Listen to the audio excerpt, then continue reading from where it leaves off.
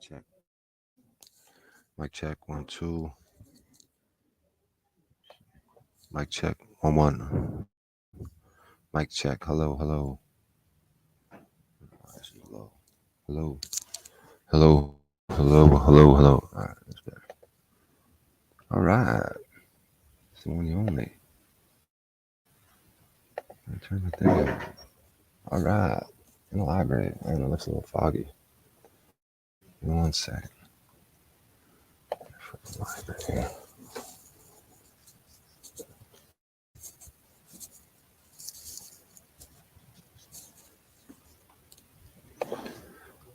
That looks better. Clean some smudge off that.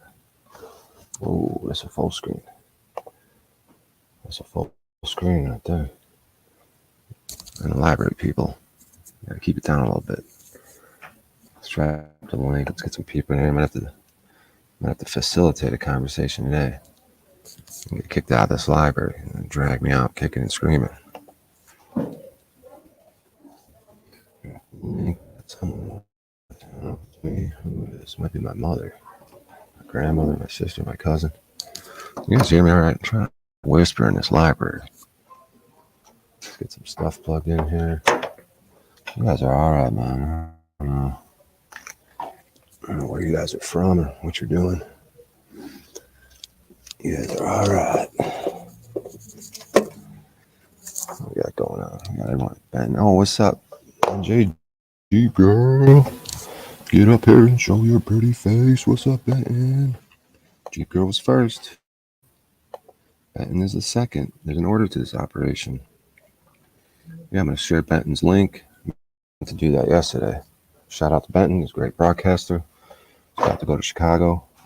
Shout out to Jeep girl. She's a beautiful young lady who likes to get eaten by sharks, I think. Belly of the beast, you know what I mean? It's like that biblical story. The guy that got eaten by the whale. I'm in a library, guys. I'm kind of whispering over there. You're the goat. What's up, Jay Nassus? What up, O'Shea? Goat. Yeah. Actually made some money yesterday. What's his name? NTTB. Not take the jab, whatever it is. Never take the jab. Send me $10. Cash App. Salute you, sir. A professional. Put in 8 hours, made $10. No, I'm just playing. $1 an hour. Hey, man, I ain't complaining. When you get paid for this stuff, you feel like you're the man. All right, we got some people coming in. I'm whispering. I dropped the link. I'm gonna get kicked out of this library. I'm trying to plug some stuff in, but before I do that, let me try to get this show going. What do we want to do today? What are we gonna do? Just wanted to get this thing started. I got Rob Cleveland texting me in the middle of the night. He's got me paranoid. I'm going to act out on my bilingual abilities, if you know what I mean. All right, where we at here? I'll just show off what's in the bag. What's in the box? There's a bag I carry around. Imagine that. You walk around like a bag. Walk around with this. This little book bag's not bad. Got it for. It still got the. I thought it still had the price tag from the. Oh, here it is. Yeah. See, from the. You get it from the Goodwill. It's like $5. It's a nice little, but it's a good size. I wanted a small one. It's kind of cool looking to hold my new laptop. My fancy new laptop. You're gonna suck the strips. Whoa, who's this guy? Port Patrol. All right, Port Patrol, get up here. Got people saying I'm the GOAT. What's up? Hello, first. Like I'm something special. And then this guy's like, man, I know I'm sort of getting a little curious and sort of figuring out my ality, my exality, if you know what I mean. I'm in a library. Can't say the word sexuality. What kind of laptop? PC. Politically correct. Dude, I was knocked out pretty much all day. I messaged you when I woke. Oh, all good, bro. Oh, yeah, I don't know when you work, Cleveland. You gotta let me know your days off. I figured you worked on the weekend. You had different days off, but either way, yeah, we'll link up. Me Get me and Cleveland in the same box. Gotta try to whisper, guys. If you guys want to come up and do most of the talking, kind of in an open area. Been threatened if they get complaints, give me the old heave ho. You know what I mean? Ho ho ho ho ho. Let me know if my whispering's all right. I got the volume turned up all the way. Let me know about the audio. I think this is about a good level right here. If I could kind of, obviously, the lower the better. Sort of in the middle of the library. It's a small library. All right. I'm off Thursdays and Fridays. Tonight's my Monday. Oh, okay. Thursdays, Fridays. Oh, so we had a perfect time. That's why you were okay. Yeah, could have did some late night rendezvous. Oh man, kind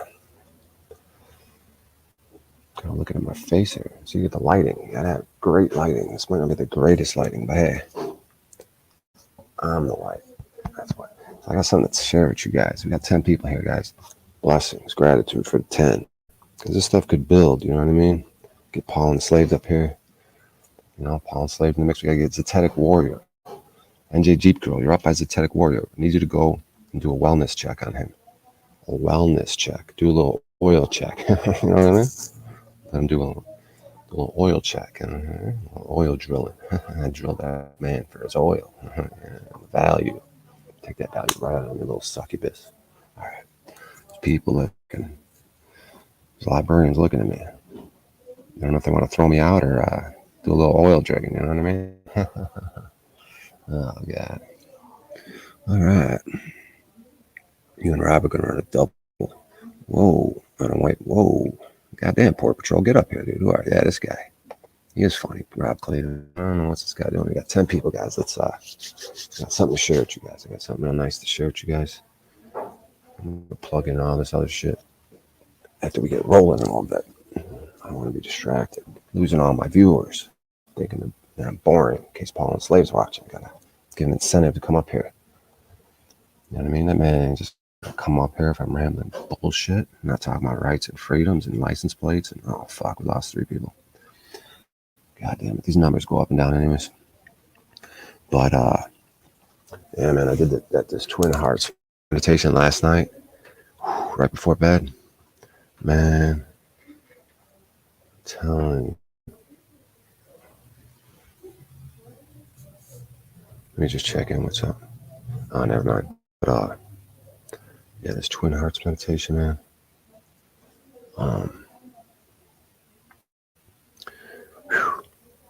It was so powerful. Like, man, I was like weeping. I was like crying. Oh, damn it. We're losing viewers for some reason. There's this library situation. But, no, it was just so powerful last night, man. I can't wait for how this is going to build and build this Twin Hearts. Because you work out too. So I'm feeling strong. Eating vegetarian. I'm not getting the munchies where I want to eat cakes and cakes all day. But Twin Fart, yeah. People have said that one before. This guy Port Portal, these things. I don't know if that's Paul enslaved with whatever they call those accounts. Apparently EDC, yeah. I know what you're talking about. Herpes on demand. All right. What was I gonna say? Yeah, it's Twin Hearts, man. It's got my emotional, because when I do part of the meditation, there's a part where you're doing the St. Francis prayer, and you and part of it was where there's injury parted. So it's at the forgiveness reconciliation part, and I was just radiating with this love, like it felt like a feminine. And I looked up the genders of the thing, and it's true. I felt it, like the heart would be, it's an even chakra, because the root chakra would be 1. And you get up to heart, that'd be like 4. And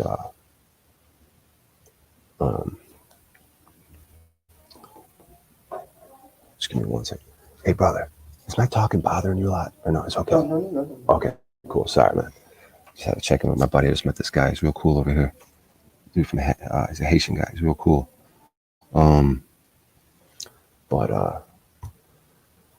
Yeah, so it was like this feminine energy. You started out, you get your heart activated, because that's the key. The crown's the gate to heaven. The male, that'd be like the 7th chakra. You go down, up. So it's the male, the divine energy, right? And then you got the emotional energy. You know what I mean? So I had it going. I had it activated nice and strong. And I got to the the forgiveness part, the reconciliation. You're blessing the whole earth, every person on earth, with the spirit of you're being like a divine tunnel, and you're activating your heart. You're thinking about your heart chakra as you're blessing the whole earth and everyone on it with the spirit of reconciliation and forgiveness. You know, correcting the record, so to speak, from injuries. And man, I just started crying, dude. Because I just feel this. I feel with so much stuff. Like forgive myself, forgive others. Like just love, dude. And then there's a part in the meditation where, because first you activate the heart, and that way you start activating the crown, because the crown won't get activated unless the heart, the emotional part, is sufficiently activated. So then you activate the crown, right? So getting the divine energy going, and then you merge them. You activate them both at the same time, and this is the gate to heaven, and this is the key to the key to that gate. And when I did that and I merged them, I felt like the gate of heaven opening and all this spiritual energy flowing down to me. And bro, I can feel it right now. It's giving me goosebumps. Like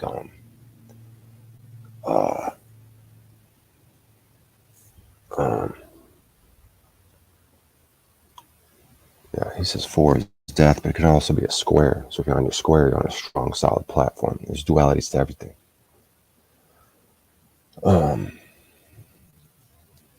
But yeah, man, I felt like the gate of heaven opening, because we think we gotta go somewhere to get to heaven, but we could, through our chakras and shit, we got the gate to heaven, the spiritual energy coming down. That's why you see the saints radiating.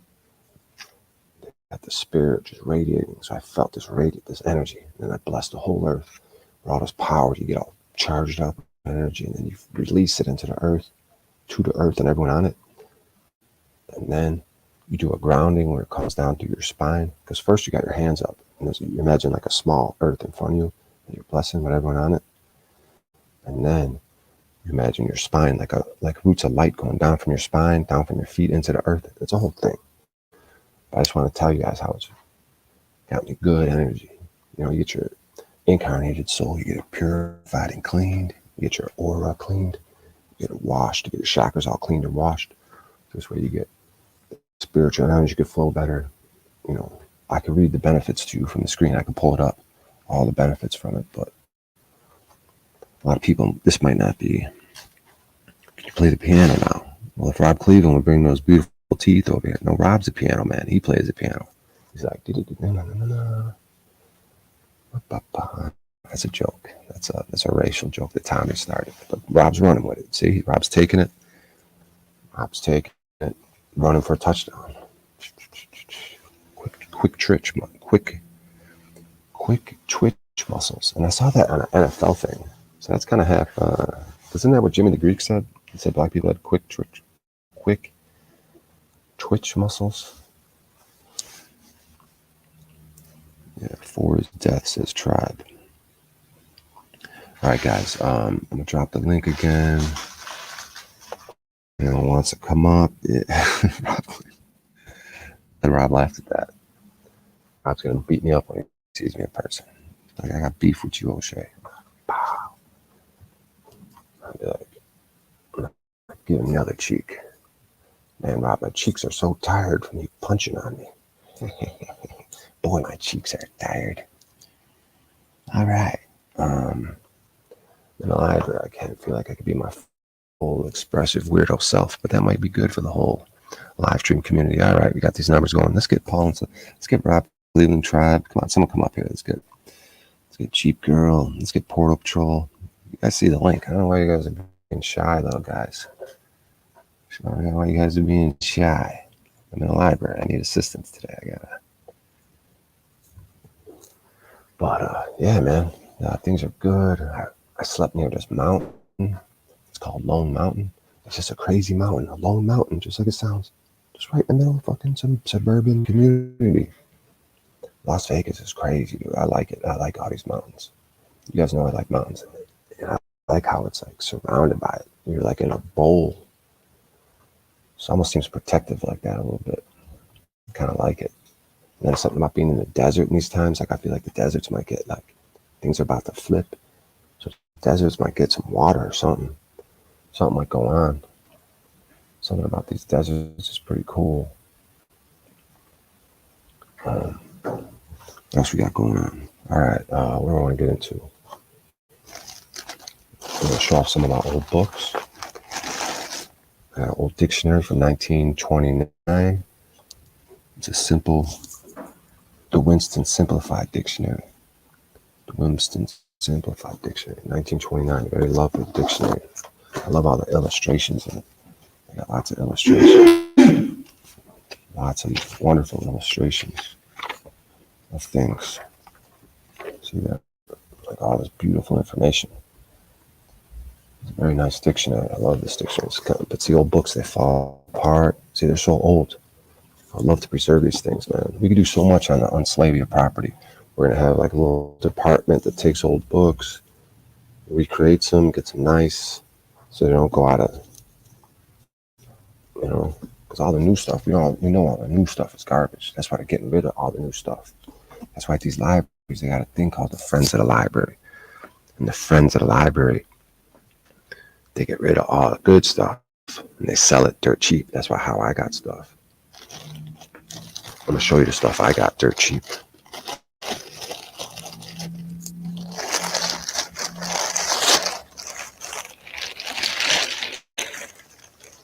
Got this book dirt cheap. Dante's Inferno. Old book. You can tell it's old by how it falls apart. Placement. See that? 1475. But who knows how old this is? You can tell it's old though. But it's got the Latin. It's got Latin. You know it's old when they got Latin and English. Or whatever language that is. I assume it's Latin. They got Latin and English. This is a very wonderful book, Dante's Inferno. That's what it feels like, man. We're all going through Dante's Inferno, journey through hell. This satanic world that we're in. Then we got this book. This is the Meditations of Marcus Aurelius. The spine fell off, so you can tell it's old when the spines are falling off and stuff. So look at this one. See, it fell apart. It's falling apart. I gotta keep hair ties on them to keep them together. Look at this one, 1558. I'm not saying it's that old, but it's fucking old. You could tell because it's falling apart. And they got these beautiful, outside in the beginning, they got a beautiful, see the page like this? See, the whole thing's falling apart. But see, they'll have a very thin page, like this rice paper page, to protect these images. They're protecting this image of Marcus. That's Marcus Aurelius. He's the man, dude. Stoicism. I love that guy. We could play some of his stuff. Oh, see, it's falling apart, dude. See, on Slavia property, we have a department that is going to restore all this stuff. See, a lot of stuff just gets lost, dude. Lost in the ether. We got to recreate it. It's all inside of us. Anyways, it's all cyclical. Nothing new under the sun, so we don't have to worry too much, but, it's nice to honor tradition, honor the ancestry, especially when things were at a higher spiritual thing in the past. But it's coming back in the future anyways, because it's all cyclical. The wheel of Dharma, the yugas, the golden, silver, bronze, iron, Satya, Treta, Dwarpa, Kali, the yugas, the ages, the 4 cycles. Constantly happening. You got the stars spinning. It's all cyclical. It's an all perfect machine. Perfect machine. So, hey Michelle Marty, David Wolf. Great to see you guys. Should have a printing date. Yeah. I think some of those were either 1800, early 1900s. I love when it's 1800, early 1900s. I love all that stuff. 17, man. I give me some old books. That's the first thing I do every time I walk into a library. Ask them about their rare book collection, old books, ask them about the historical society, ask them about the friends of the library where I get some of these books, because they're always going to be just getting rid of these old books. See, I got old books dust all over my laptop now. Old books just fall apart. Just dust in the wind. So, David Wolf, what's up, big dog? Got me whispering in the library to say my. You can tell I'm off my steed a little bit from yelling. We got 16 people here. That's wonderful, guys. Thank you for being here. Big bamboo. I'm not sure what that means. Are you kidding? 22 is an easy time to live. Oh, okay. Yeah, I guess so. But it's kind of weird. It's kind of. I feel like Satan. It's like his time's already over. And it's just a matter of everyone like getting on board. Like everything already clicked over in the universe. Like it's not Satan's time anymore. It's another like maybe a millennial reign of Christ. And so the transition's already happened, but the people just gotta start moving in accordance, moving with the flow. See, we're out of the flow. The flow is we're back to spirituality. You know, we just got through an age, because sometimes there's quick ages, I think. There's quick cycles within cycles, you know what I mean? You know how gears and everything work? You got big cycles, grand cycles, smaller cycles, monthly lunar cycles. That's why those 30-day cycles are cool. You know, seasons.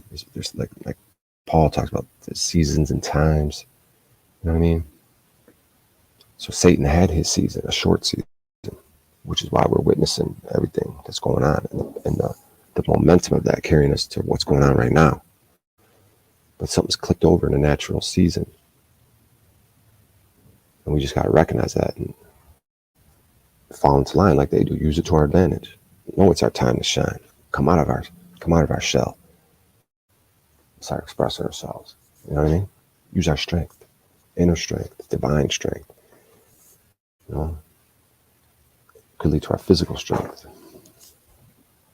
Of course, it's not Satan's time anymore. It's Brian's. Well, some might argue that those are one and the same, but yeah, I appreciate you guys being here, man. This is great. And then this other book I got printed out at the library because I didn't have a home address. I didn't want to wait to get my hands on it. I was sick of having my phone up in my face. If anyone's got any advice on like reading glasses, because I'm at that stage where I can't see things close up. Like I have to, you know what I mean? Like I'm reading something. I'm trying to find something to read. Like if I'm reading something, right? Like I have to have it like this. So if I'm looking at my phone, like even on Paul's stream, like I feel like I have it too close to my head. I don't want to be sitting there with a phone for hours a day, like close to your head. It's like sitting there talking on the phone all day. I mean, it's not good. But I was going to point out the book, The Practical Handbook of Plant Alchemy by Manfred M. Junius, the Spagurics Alchemy. I'm telling you, man, I'm going to be a mad scientist genius with beakers and everything, bro. You guys, oh shit, he's the piss jizz guy. Dude, watch, man. I'm going to be the fucking brilliant wizard genius out of everybody, man. Just like Wizard down there. Me and Wizard are going to be in a basement with beakers and plants. If we ever get that guy to stop killing animals and fish and shit. But guys, this book is so wonderful, man. Look at this alchemical. See? It's showing you. See what it's showing you right there? It's showing you this. Just like we were talking about the chakras. And then it's showing you how it relates to these symbols. All this occult hermetic knowledge, ancient wisdom. Good stuff, man. It's got all types of stuff like this in this book. All types of plates, these old hermetic plates that are like, they don't give you all the information. They usually withhold the information. But I think we're in a time now where they're like, fuck it, give them all the information. We need all the help we could get. But there's certain times where they hold it close and dear. And in these plates, they'll give you some information, but not all the information. And they'll also mislead you with information. So through the alchemical process, you gotta find your path and weed through, just like in these YouTube streets. You know what I mean? We'll give you information, but some of the information might be to trigger you. You know, some of the things we say might be to trigger you. Might not be, you know, bits within bits. Isn't that what they say? Oh, it's just a bit. So, you know, life's a game of poker, right? Do you want to just expose your home cards and let everyone know what's up, or do you want to have some secrecy? See, the Scorpio, I already got some secrecy. The Uranus, I like to keep secrets, but I'm also open as fuck. But I got some shit. You know what I mean? So what me being so open, imagine my secrets. But I like people to be very honest with me. But it's healthy things. It doesn't mean I have to be. There's dualities to everything, though. You know what I mean? It's healthy aspects to all that. The mysteries of the universe. You know what I mean?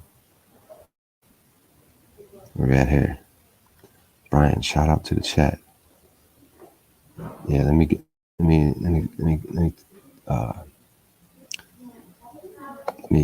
say what's up to everyone. So we got Mark Jones, David Wolf, Abnorm, El Perro, Looking 702,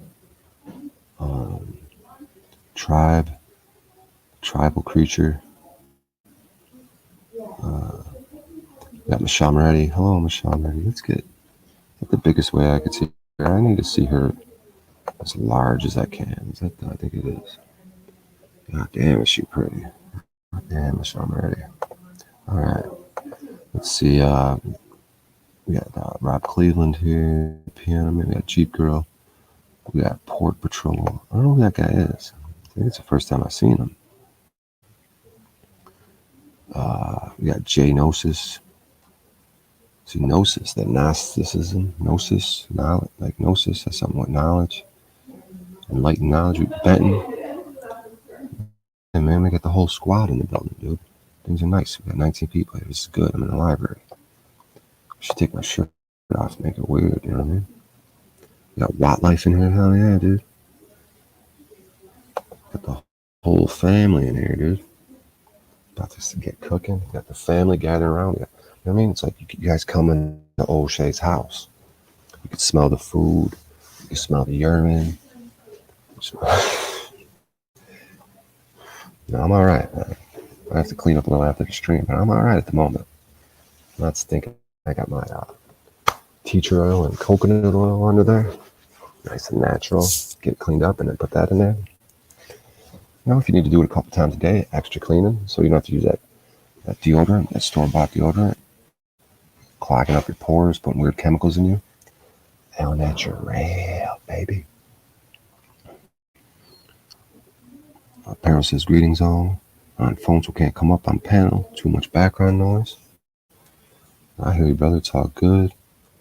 You know, we've already been going for 27 minutes. It was cool. You know, I was trying to get this stuff rolling in the morning. You know, Paul and Slave's probably peeping, checking it out. So I'm going to give a shout out to Paul and Slave, all the work he does. Put 7 days a week. You know, this whole Talcott situation. I can't believe I'm turning a corner on it. I was kind of judging Paul for a minute. I'm like, what is going on, dude?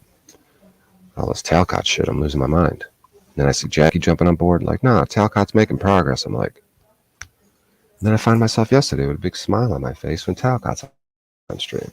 I didn't even say a word really. I was just, you know, because it wasn't ideal. Wasn't in a situation like a podcast studio where I could just jump in. I have to unmute because I was like outdoors, shirt off, windows open, a lot of noise in the background. So I have to mute up. And if I want to say something, I got to unmute. So I'm not always able to get in. But no, everything was good. The flow was good. Flow State was doing this thing. Blow State. Came up with the acronym Blow Shay. Got Squirt Gate. Got a lot going on, guys. We're in the library. Got Cult Member 999 in here. Salute, sir. May go gathering again.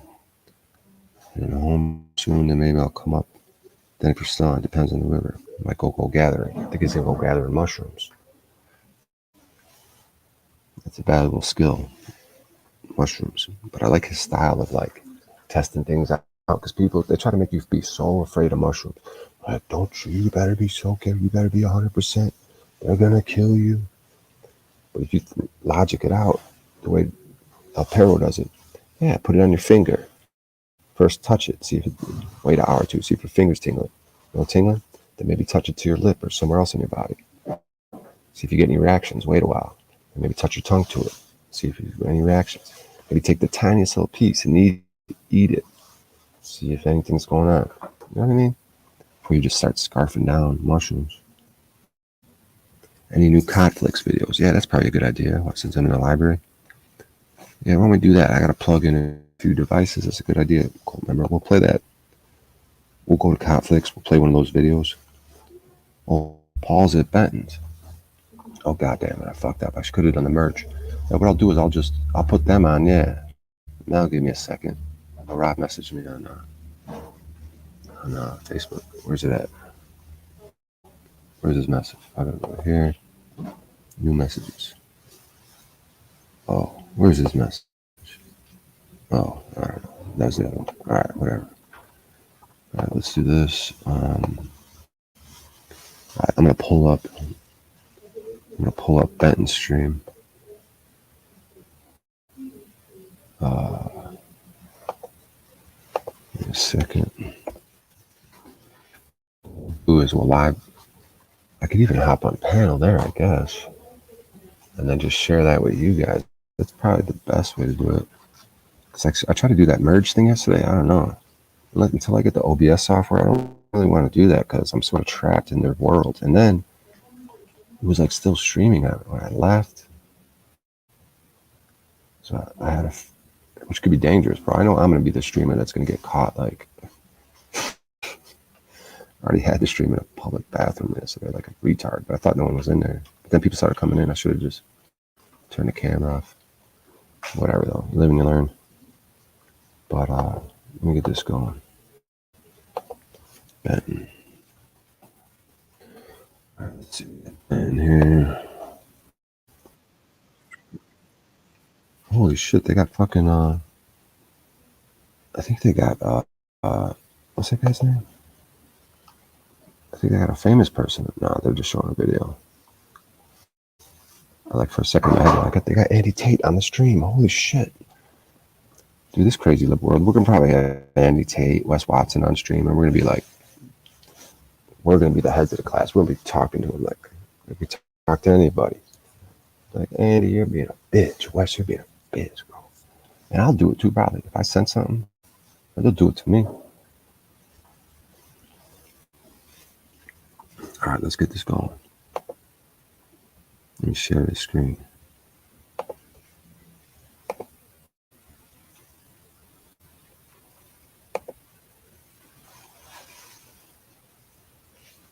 Let's see. Okay. You're wrong. You've done it for so long. Yeah, but people can have a sense of where people are. And people can be right, Paul. You're just not that. Like, you think you're the only one. What are you doing? How about that? Make that video. What are you doing exactly? Oh, we're going to do this. I'll see you later, all right? You guys sit and cycle in nonsense and play footsie and jerk each other off and play games, right? This is laughable. You're a fucking customer. Let's continue. Amidst the whispers of celestial prophecy, We're all the land customers, of Israel Cage. resonated with a mystic symphony. Through the veils of ancient lore, the name Israel revealed its esoteric roots, rooted in the divine essence known as El. Yeah, I like this. It's got some energy going. It's got some drama going. It's good. I'm just going to let this kind of play. I'm going to plug in a few devices. So I hope you guys are cool with this. You know, I just wanted to get, we just hit the 33 minutes, 33 second mark that I've been live. Yeah, you know what I mean? Well, it's good. It's good. Getting the reps in, getting the live stream going. So I'm going to let this play. And yeah, I'm going to plug in a few devices. El, a celestial force woven into the very fabric of creation, whispered secrets of universal authority and transcendence. In the sacred interplay of destiny, a prophetic vision unveiled itself, unveiling the tapestry of cosmic convergence. The celestial energy of the Israelites danced in harmony with the divine essence of Isis, promising a profound awakening of collective consciousness and the transcendence of mortal limitations. Drawn by the cosmic currents, an elite cadre of initiates embarked on a sacred odyssey, guided by the stars and the whispers of the divine. These chosen few, bearers of the sacred flame, held within them the dormant seeds of spiritual alchemy, ready to be ignited and transmuted into divine wisdom. Hence we have EL, the elites. As the initiates traversed the labyrinthine pathways of initiation, they gazed upon the sacred sigils and ancient glyphs, decoding the hidden mysteries of esoteric symbolism. Through the sacred names, the mystical vibrations of Isis, Ra, and El entwined, revealing the celestial harmonies that echoed through the cosmos. The initiates, guided by the visions gifted by Isis herself, unraveled the enigma of this cosmic convergence. They witnessed the threads that wove the tapestry of existence, the interconnectedness of celestial forces with the realms of mortals. Through their awakening, they became the living vessels, conduits of divine wisdom, and catalysts for the harmonization of the seen and unseen worlds. Returning to the hallowed lands of Egypt, the initiates emanated the divine essence within. They kindled the embers of enlightenment. Oh, Paul dipped, huh? Or no? That's Paul. Okay, I thought Paul left. Birthing a new era of spiritual renaissance that echoed across the sacred lands. The sacred essence of El flowed through their veins, infusing society with compassion, justice, and unity in the pursuit of cosmic truths. In the luminous embrace of this cosmic dance, Egypt and Israel melded their collective destinies. Boundaries dissolved as the ancient wisdom intermingled, unveiling a golden age of transcendence and shared spiritual growth. The veils between realms thinned, enabling the seekers to navigate the liminal spaces and embrace the interplay of celestial energies and earthly. Is this, hey, can you pause real quick, yo? Ra, Is this from a and the initiates specific? echoes as a profound esoteric testament. Sorry. Never mind. Just finish it. I apologize. Never Yeah, I mind. think it's almost done. No, please, your fellow, please. I was just Say- going to say, Beckoning is this from something specific? And when was this golden flourishing of humanity, this transcendental moment of Renaissance that he's talking about? It was last week. Yeah, right now. This is why this is so ridiculous. We're watching a deep fake AI reproduction describing a story we're all fucking living right now. Or some of us are living right now. The rest are not aware, I guess. That's the point. That's the point. Okay. So, great job. You copy and pasted seekers to embark Wikipedia. upon the journey of self-discovery and mystical union. It whispers to the awakened souls, reminding them of their divine heritage and the transformative power within. In the grand symphony of the Put a 1 in chat. Well, I'm glad you said you think of it like that. Put a 1 in chat if you want me to hop on their stream. I'm just, well, I guess I don't need you guys to decide. I'm just trying to think if I want to hop on a stream or not. Whatever. I'll let it play. I gotta plug my phone in. I plug my portable charger in. Cage. But Oh, wait a minute. Sorry. It wasn't over. oh, I misclicked. Yeah. Go ahead. It whispers to the awakened souls, I was just reminding gonna. them of their divine Sorry. heritage That was and a the premature transformative power clickation. within. Yeah, In the grand, precisely. profound losing esoteric it. testament, beckoning seekers to embark upon the journey of self-discovery and mystical union. It whispers to the awakened souls, reminding them of their divine heritage and the transformative power within. In the grand symphony of the cosmos, the tale Blah, continues to blah, reverberate, blah. inviting You're souls still to a unlock the punk-ass ancient bitch. gnosis, to merge with the celestial forces. Well, if you could and to cram walk all the this into a path of TikTok illuminated video, consciousness. there might be a Within the chance of realms of myth and spreading esoteric awareness. wisdom, the seeker shall find the keys to I love unlock all their this true fucking, selves you know, and flowery unravel the language that mysteries of the adds up to universe. nothing on As the we ground. part with ways, people remember that the talking story we have about this and explored making it. is just a glimpse. Well, into and the another infinite way to depths of the frame that in unknown. a way that It maybe serves as a pushes the reminder that beyond the conversation veil of everyday for reality, Cage or anyone. profound truths and ancient And I would wisdom challenge await you, those Paul, who a dare to little seek. bit, because a little bit. So Cage is saying he's essentially doing like a magic trick here, that he's using the tools of the enemy to get us to think, and then to realize a different level of truth. That's what he's saying. And so my question to Cage would be, how do we know when we pull up out of this tailspin, right? How do we know when to pull up? How are you going to trigger that? Which is essentially what Paul's saying. But then, Paul, I would also say to you, to challenge it back on you, isn't some of the games and the antics that occur day to day on this the same sort of shit? You're obscuring the truth, so disingenuous, it's genuine. That game, do we have to play? Yeah, man, I actually got a bunch of footage, dude. Like, I went to Prescott, Arizona. Like, Arizona's crazy with that brick, dude. And I got mad footage, but now that I got this laptop, I can edit it, but I can show you guys some of it. Like, because it's all different, like the mountains and the types of things. That's what I realized. Like, Prescott has this weird type of mountains, like, as opposed to the Phoenix area, with straight brick looking stuff. So, yeah, and then San Fran, every state I've been to, all the 30 states I've been to, looking at this stuff, you know what I mean? Damn, a TaskRabbit job might have just came in. I mean, no, that's good, but I was just like, damn, I might have to end the stream. Yeah, I got hired for a job, but it's probably gonna be a few hours from now. Let me just turn down the volume on this notification. Yeah,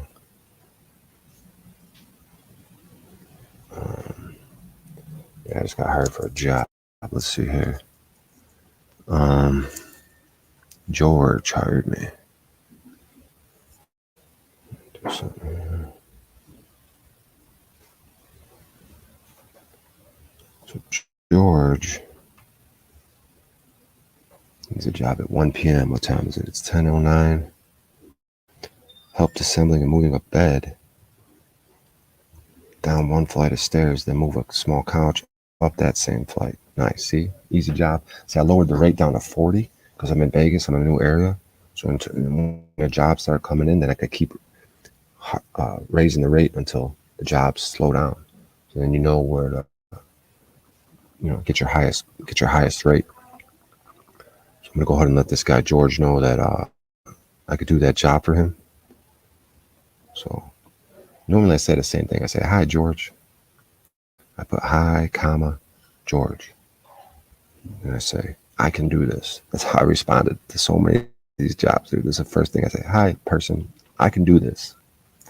I'm trying to think of something different to say, but I just end up saying the same thing. It's like, hey, dude, I can do this. Because like when you respond, you get an hour to respond. So I just respond right away. Yo, I can do this. And then you got to wait for them to hit you back. They're like, all right, cool. And then you confirm it. Like, all right, cool, man. I'll see you then. All right. So this guy's just probably going to be chill. I can even hit him up with a 2-hour minimum. That's what I got to do. But I might not on this one because I want to get jobs rolling. Sometimes they get paranoid with that 2-hour minimum. Like, forget it. So I'll just let this guy slide no matter where it is because I want to get the jobs rolling in Vegas since I'm in a new town. I hit him up with a 2-hour minimum, but I'll give George's. Let's see what George is, though. He's, George is, he's not too, I don't think he's too far. Where's he at? Oh, he's in Summerlin. Yeah, I drove away from there. All right, yeah, he's like in the South Summerlin. So whatever, probably half hour away or something. It's all right. What area am I in?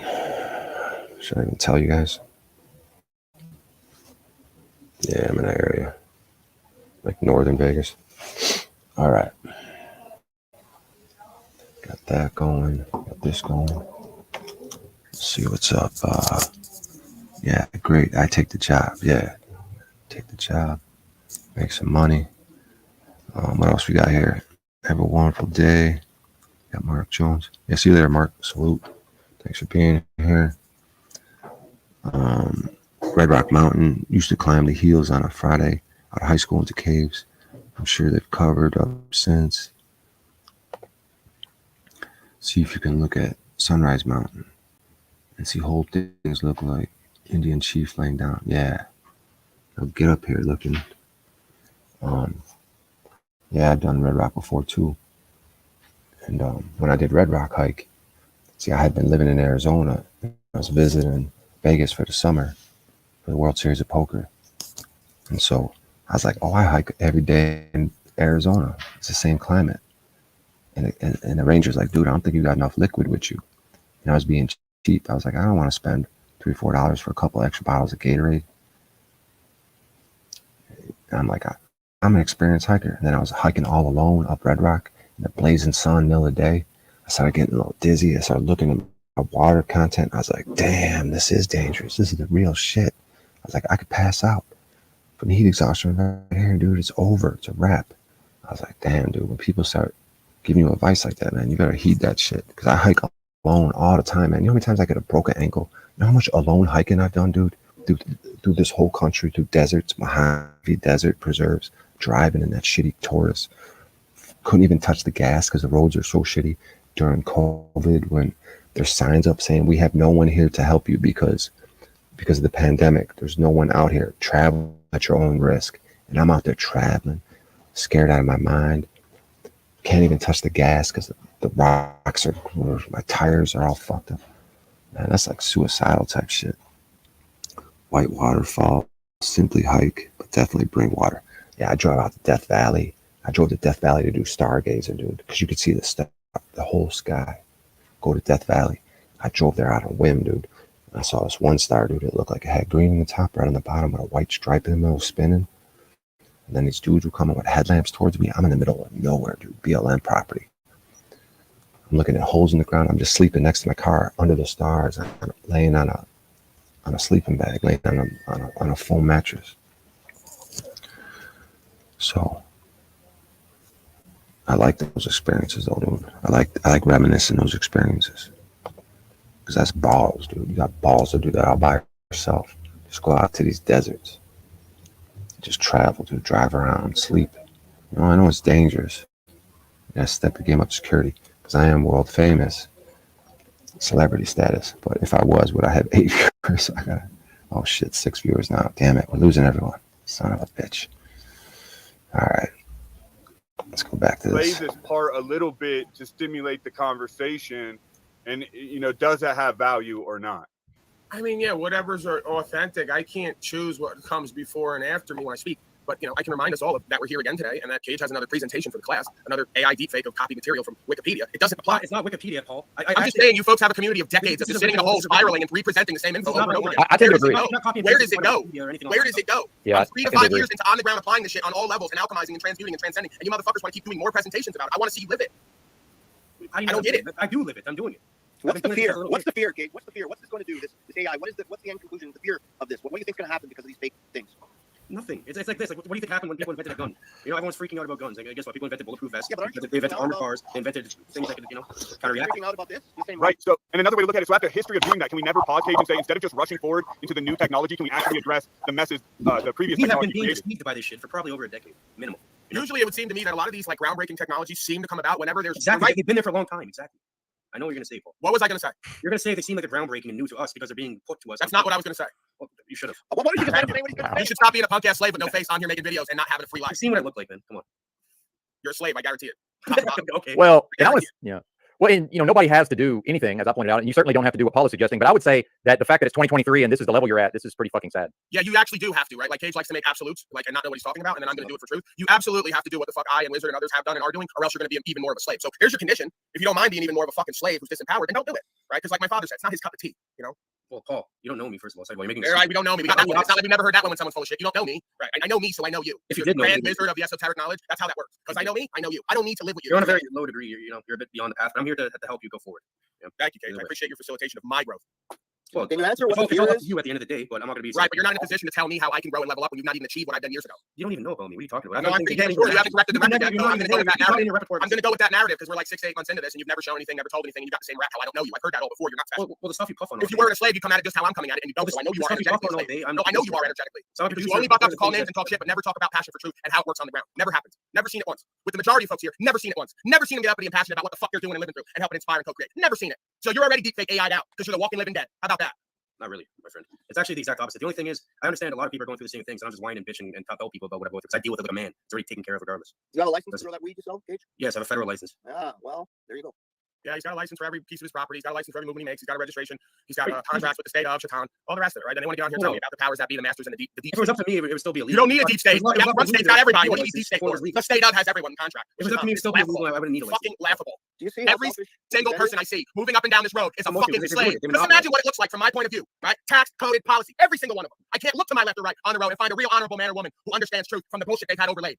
Okay? All right, well, I know Next this time you're on the road, just zoom out and imagine logically every here, single slave has Let's taken think their property logically away here, from Paul. themselves and given it away to the state of We corporation do need and some doesn't sort of care structure. and We thinks need I'm an some ass.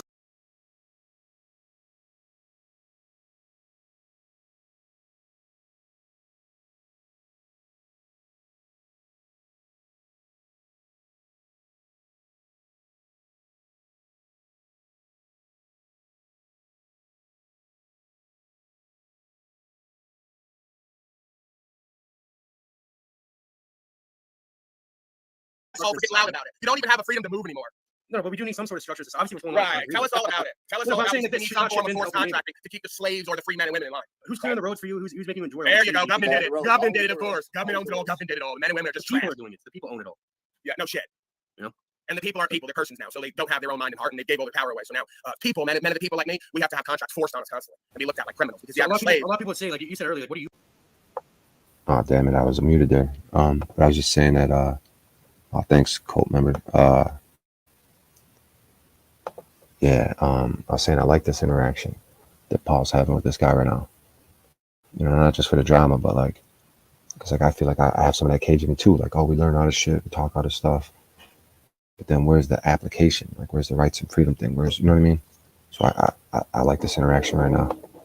You doing to to get out of this slavery and that, So what are you doing, Paul? What you're doing is this, right?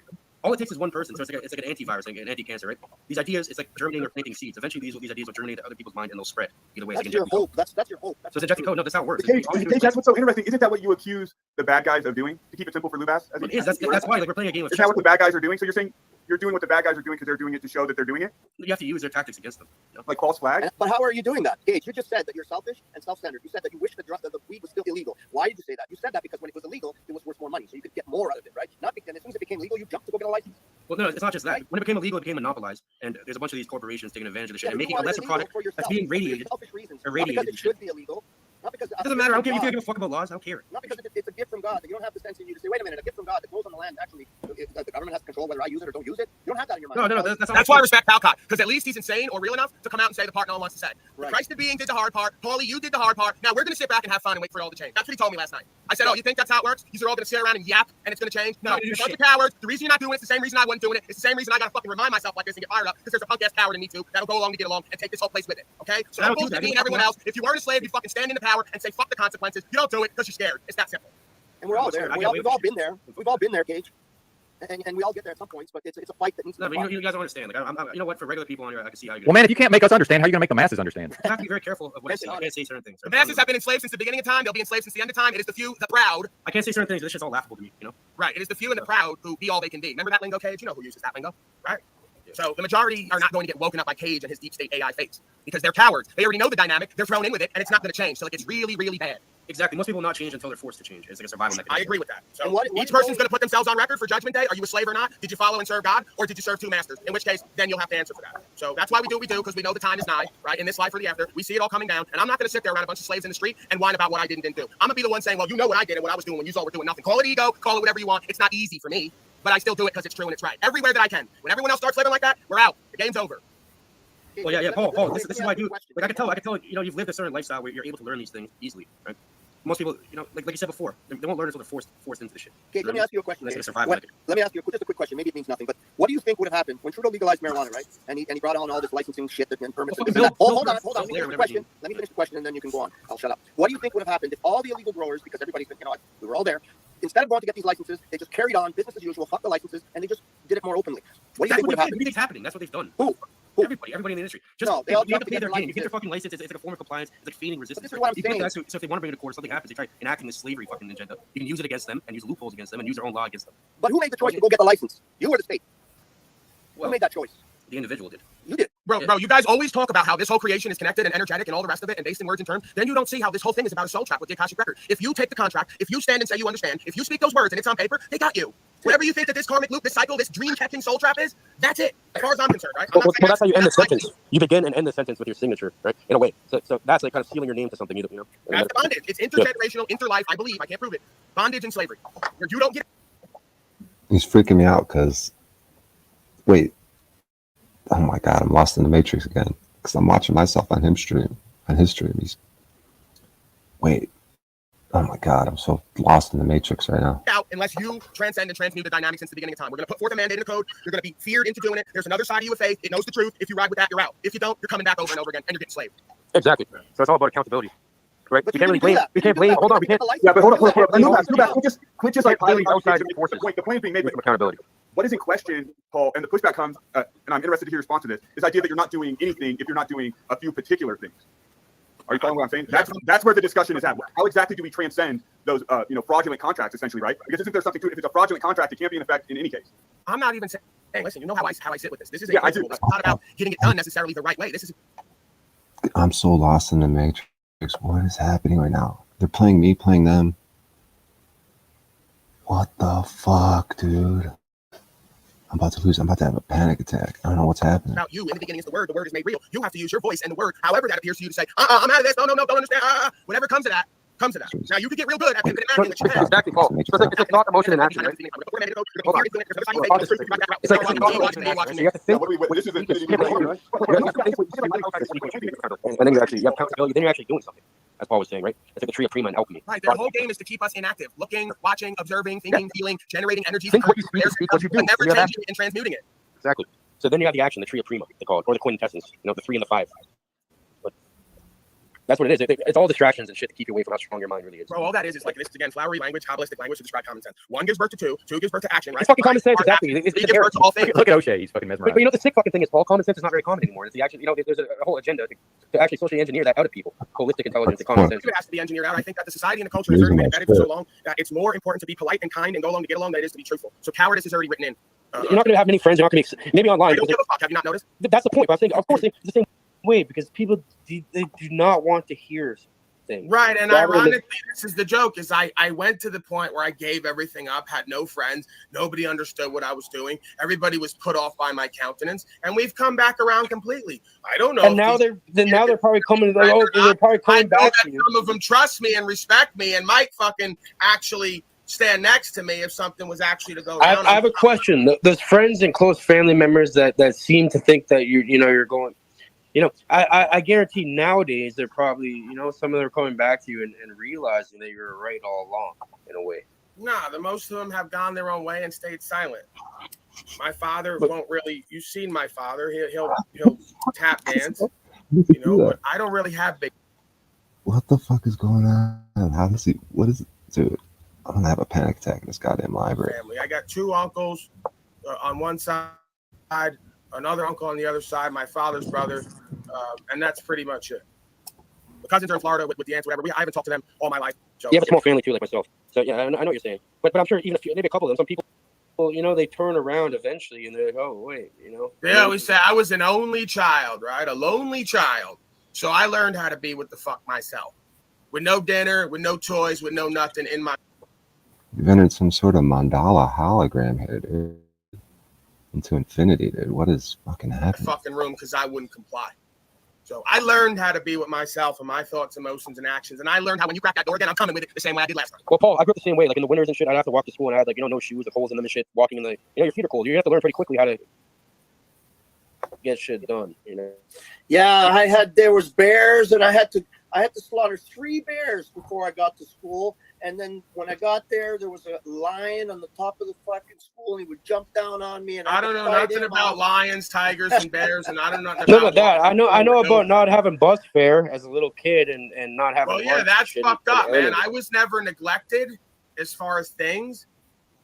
Again, this is just a concept of authority to me. Motherfuckers have been telling me since day one that they're my authority or some word is my authority, and I have never accepted it. I never will. I will think for myself and do what the fuck I want. If you want to punish me, do it, and I'm going to crack the door and come right out the same way I did last time. It's never failed. And they say, Paulie can't be trained. Yeah, because I'm not an animal. Yeah, exactly. Same way fucking Paulie put, what are you, like a little monkey going around collecting quarters from people? Enough. Throw that in the fucking jukebox and make a dance. Enough of that. So it's not a monkey. It's not a monkey. It's a white gorilla. People like that sort of thing. I don't know, Paul. I don't know. You know what? I could see you've been through some real type of shit. And for me personally, it's like, I know what type of experiences. Most people would not. They'd break mentally within like a second. They'd be folding. It'd be hilarious, And then I hear other people trying to talk about reality. It's like, get the fuck away. Why don't you bring this dumbass Mr. Miyagi up here, since he's always got something to say? Disenfranchised only child. Maybe he was hoping he would be spoiled. Maybe I was spoiled with things on some level. Maybe that was the best thing for me, because now things don't fucking matter to me. Well, yeah, everyone learns in a different way, right, Paul? Everyone has to learn in a different way. Just because you have things doesn't mean everything, right? Like, yeah, there was no truth and no love, and that's what mattered. It wasn't the things. Yeah, those are just material things. It has nothing to do with anything. There was no loyalty. But let me tell you this though, Paul. If you don't have things like basic food or basic clothing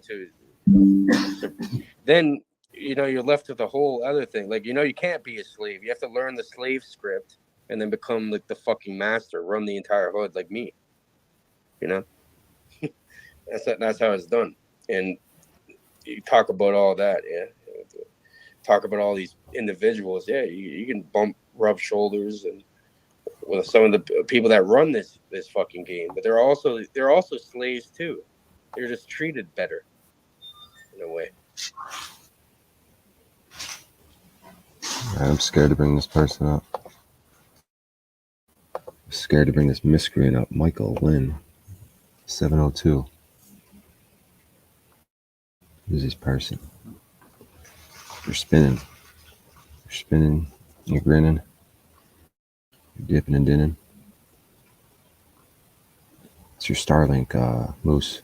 It's probably Moose. Michael, come back when you got internet connection. You know, this whole game you're set up to be Well, quote unquote. the real issue becomes just real quick is you're trying to build a bridge from the mind control and the passivity which exists currently to a state of change. And so there has to be some real action. But all those real actions have been co-opted by the mind control program, you know, COINTELPRO and all that. So that's why you end up having to do like tricky stuff like the deep fakes or whatever. I think that's where the logic takes you there, or maybe humoring people that you don't actually believe in to see what they become. But then those are the mind control games. So you still haven't built the bridge to actual action. That's what I like about Paul's philosophy is he's picked a real act in the license and license plate, which is measurable and objective. But that doesn't appear so far to have stimulated, real. It doesn't get an end there, your fellow. It's the No, taxation. Right? Yeah. How could anybody claim to not be a slave when you got a group arbitrarily telling you how much of your labor you're going to give them? That's the definition of slavery. But if you're being honest, we all slaves as long as we're in this physical body. No. We're not doing Gnostic poisoned well philosophy where you can just abdicate responsibility and accountability on all levels. But you still have responsibility. Like we're not doing the whole you're in bondage because you have a body game. No, I don't really believe that. But I'm saying I don't really believe that. But it gets deeper than that. Like the surface. Bro, why would you say it if you simple. didn't believe it? Why would you say that if you didn't believe it, considering the point that like we were just trying to communicate about? Tracking the conversation. Because a lot of people think they're outside of it, yet they participate in certain things that they know are, you know, go against it. They're like what Paul was saying, happy participants, right? So it's like this, like, you know, back when they had actual slaves, right? There'd be the house slave.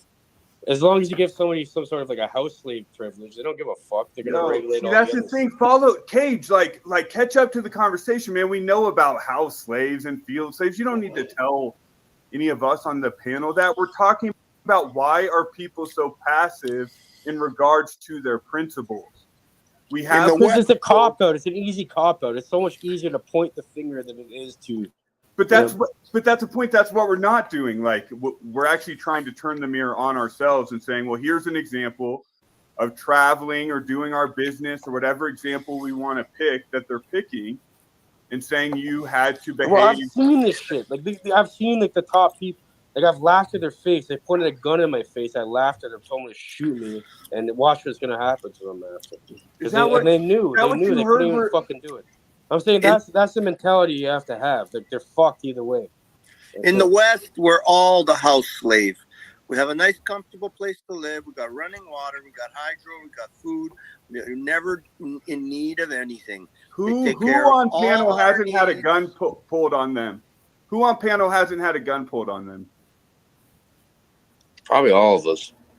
Okay, so Cage, that's the point, man. We're trying to have this like conversation about why are we so locked into the mind control and not able to like galvanize on a because it's been sense outside of our individual lives.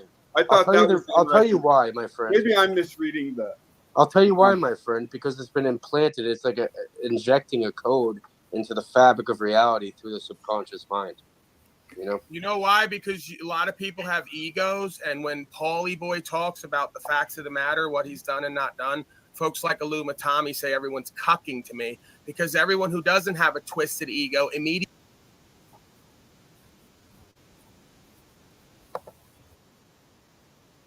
with motherfuckers who are doing it. I didn't try to equalize with them and tell stories about guns being pulled on me. Big fucking deal. I said, these motherfuckers are walking it and living it. I'm not, because I'm a punk ass bitch. Let me get in line and shut the fuck up, or walk it and then I could talk it. Exactly. And you know what? The more I hear, like, you know, I've realized that you can learn something from everybody. And Paul definitely has a lot of knowledge. Everybody has a lot of knowledge. Benson, here we go with this. This is another form of equalization, right? Where we got to just say every single day, all day, we can learn from everybody. What the fuck have I learned from the majority of people that come on these panels? I'll wait.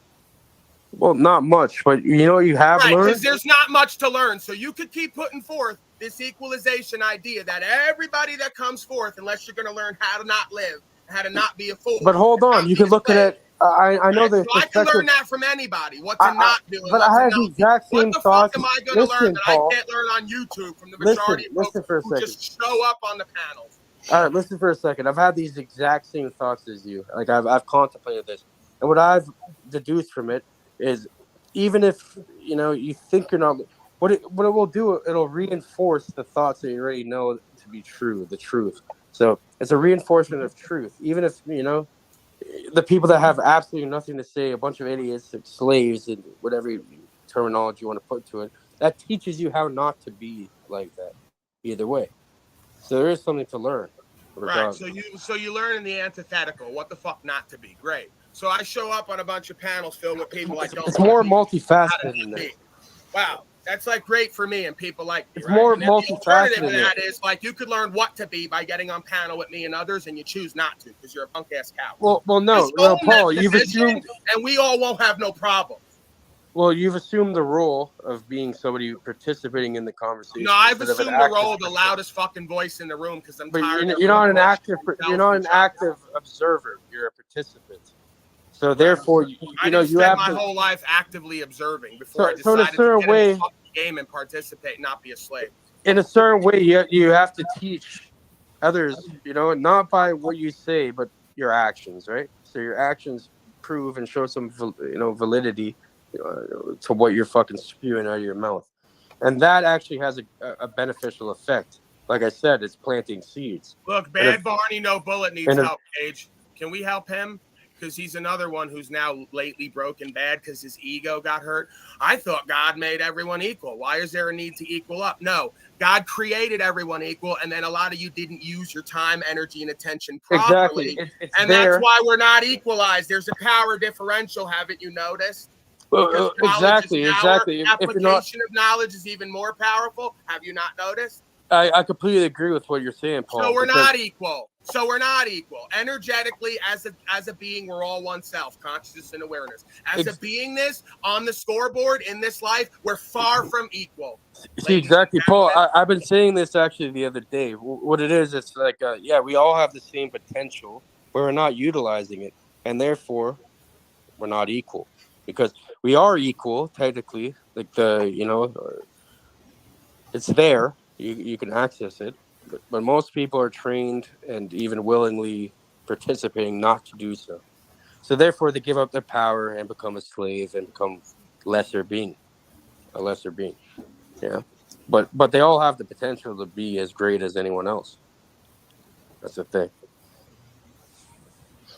So I completely agree with what you're saying. God died for your sins. Or no, not for, because of. Just remember that. If they we all have a brain. If they chase Alan me one day, Daddy died because of your slave sin.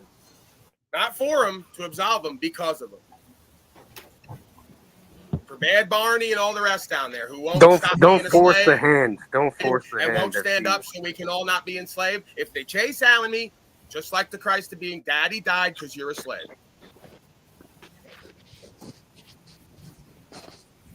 Fundamentally, like, what if philosophy? Hold up, okay, just 1 second and let me toss something in here. Yep. Hey, Paul, what if that sort of martyrdom messianic complex is the end result of the mind control program? Like in a personal narrative that you feel the need to, you know what I mean? It can become your own journey like that. It can become a self-fulfilling prophecy because of the narrative they've put forth subconsciously, yes. And that's why I'm aware, especially when I'm not on here, to check myself and to go with my heart to that, space of reflection and presence and awareness, right? But let's make it clear. To deny the possibilities of a cause and effect realm where beings have free will to make choice would be foolishness. So I didn't say it has to happen that way. Hope it doesn't. I have faith that it won't. If it does, I have to be ready because that's the law.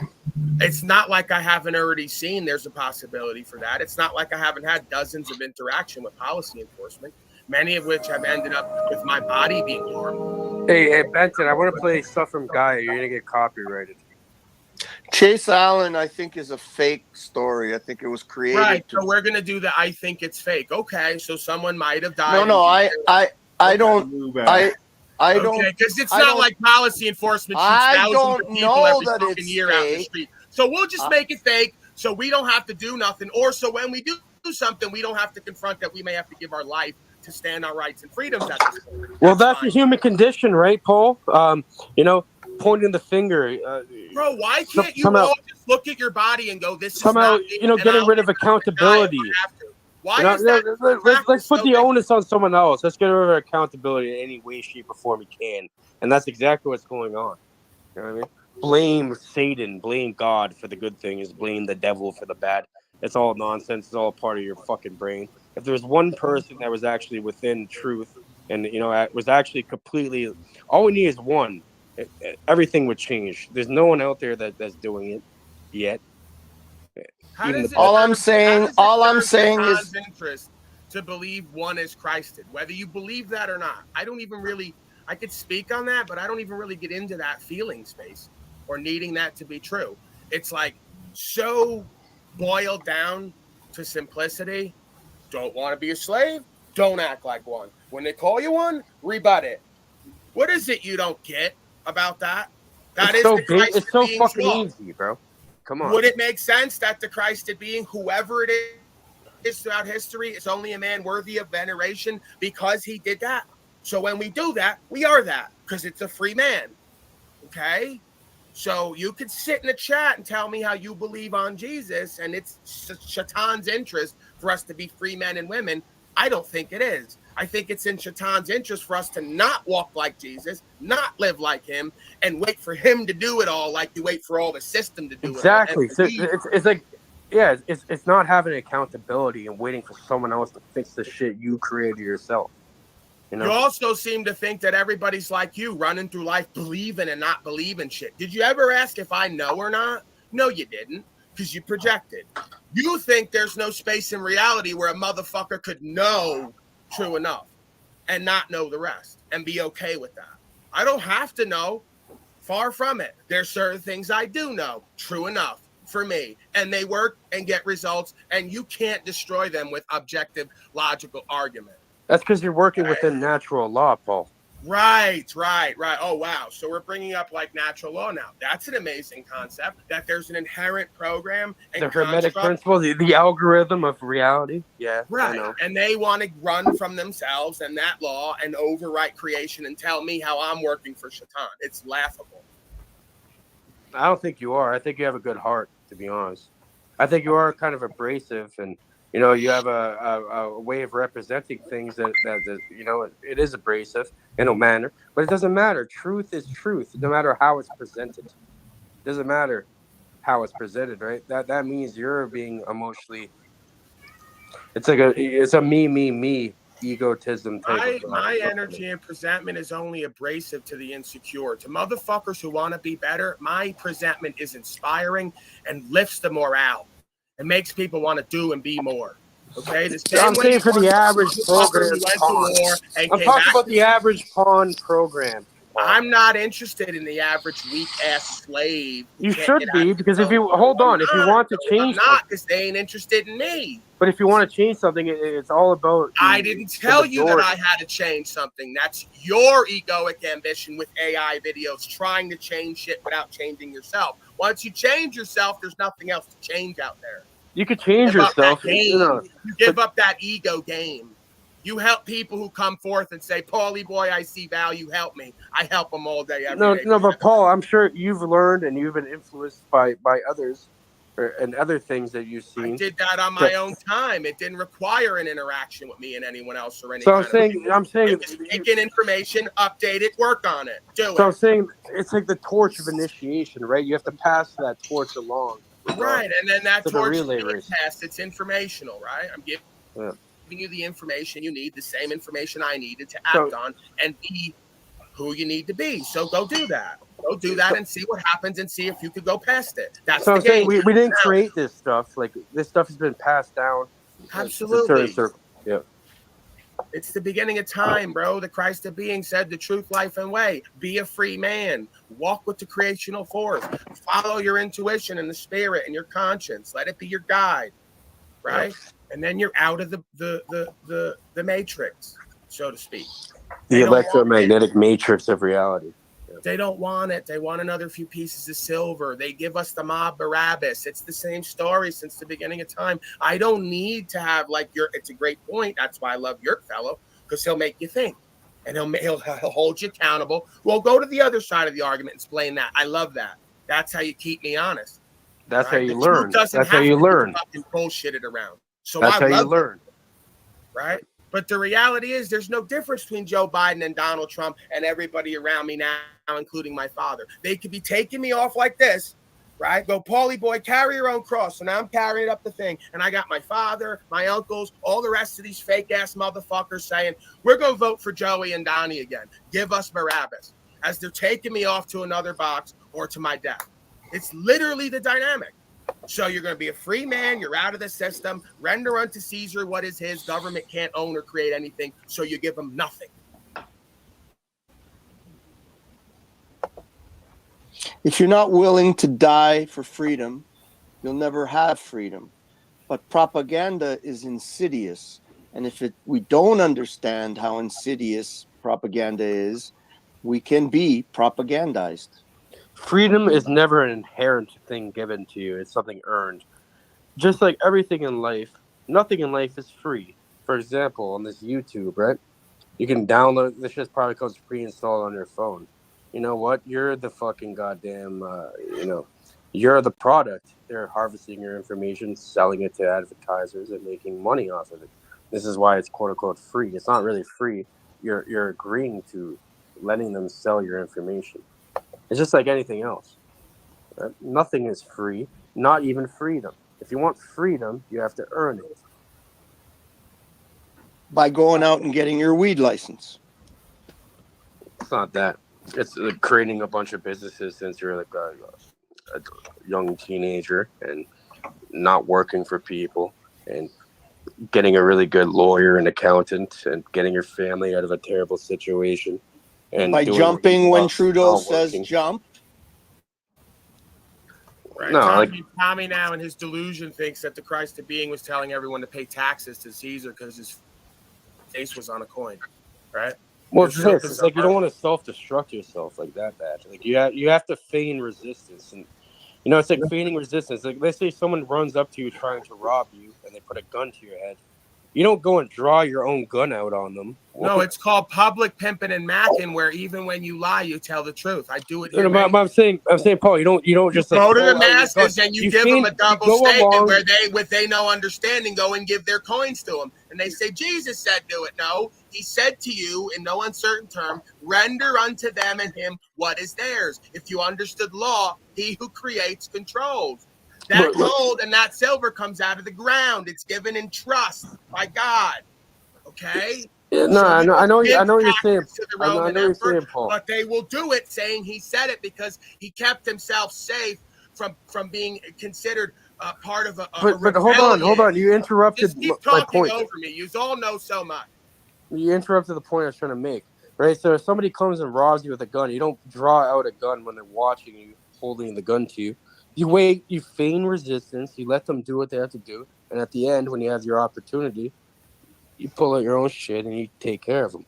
That's the same way with the whole government and being a slave and all that, right? You have to feign resistance. You have to play their game in a certain way so you can use it, use the game against them that they try putting you into, right? So when they're not expecting it, then you make your move. I mean, you make them think like you're like everyone else going along with it, and then boom. So I have no idea what you're talking about or what any of that means.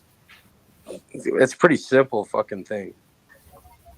I wasn't really following it, to be completely honest, either. Okay, so let me reiterate it then. So pretty much it's called feigning resistance, right? Like all these laws, all these things we have to follow along with. It's like the best strategy wouldn't to, it's like if somebody pulled a gun on you and is trying to rob you, right? Oh, he's just going to repeat the whole thing. We heard what you said. Yeah, so it's feigning. It's utilizing the situation. What you're saying makes no sense. It's not applicable. You think that it's profound and it's meaningless. How is that meaningless, right? Well, I'll just say when a couple dudes got the drop on me delivering pizzas with the pistol, I ran like Forrest Gump. That's what I did. I ran through the neighborhood like Forrest Gump because I had no pistol to defend myself. It was the dark of night, and I wasn't trying to get shot. So I don't know about fainting anything if people are chasing you with the gun and whatever. Fainting resistance means like it's like a fake complying, right? You The word comply. is feigning. It's not fainting, okay? Yeah, fainting is exactly. So It's you it's might want to use the words you're using correctly and probably know how to spell them and what it all means before you communicate. FEINING. No, wrong. You can't spell, you can't communicate, you don't know words and terms, how they go together. You can't map reality worth a damn to give it to anybody. Because you haven't changed yourself and you haven't done it from the ground up. So how could you create a mapping and give it to someone else?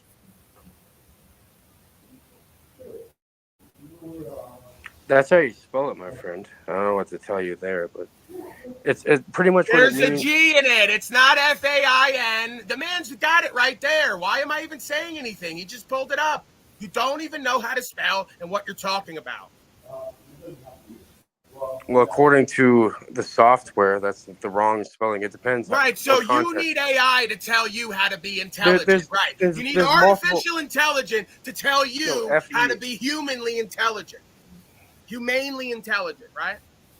All right, look. Here's our problem. You got folks on deceptive AI or all day pretended who blow, thrust, or lack movement, especially in NI, boxing or natural fencing. intelligence. You don't have enough NI to be playing with AI. Well, look at this definition of it. It's actually more. It actually makes more sense to what I was saying, right? No, you're lying. Yes, it's fainting. It's lying. like it's you're letting. It's like you're letting them do something, and then you already have something set up after. You know, you're feigning it or fainting it, whatever you want to call it. right, but we get the point. But the thing is it's not like a collective faint, right? We're not fooling we somehow tricked the government. We've got him. And what is Brian O'Shea doing with the smile? What are you doing, dude? How's Brian O'Shea doing over here? What's up, Brian O'Shea? Hey, don't let me derail this. Don't let my smile just derail this thing. I'm in a library. I gotta be quiet anyway. So Fucking Brian, he kind of reminds me of. He's been doing this. He reminds me of Chris thing. Pontius. I like it. He's like Chris Pontius. Are you related to him? come on, guys, keep up the drama. Don't start getting all cuddly with me. This is great content. I'm in a library here. I'm gonna get kicked out of it. Keep talking. Yeah, Cage, I don't see this like social fake out that people are doing really. Like that's kind But of. I'm saying if you want to play the game, that's the best way. You act like you're going along with their shit, but then you wait for your opportunity. What's the difference between acting like you're going along with their shit and just going along with their shit? Because you have your own plan. I approach this a different way and say, like, yeah, I guess you're right. Having to have a license to freely travel, a right I should have to use my property. You're right. That is sort of slavery. I gotta. Well, how do you beat them? How do you beat them at their own game, right? You're gonna have to kind of. Enough people have to stand up and do real action. Yeah, just real quick, Wizard. Just 10 seconds.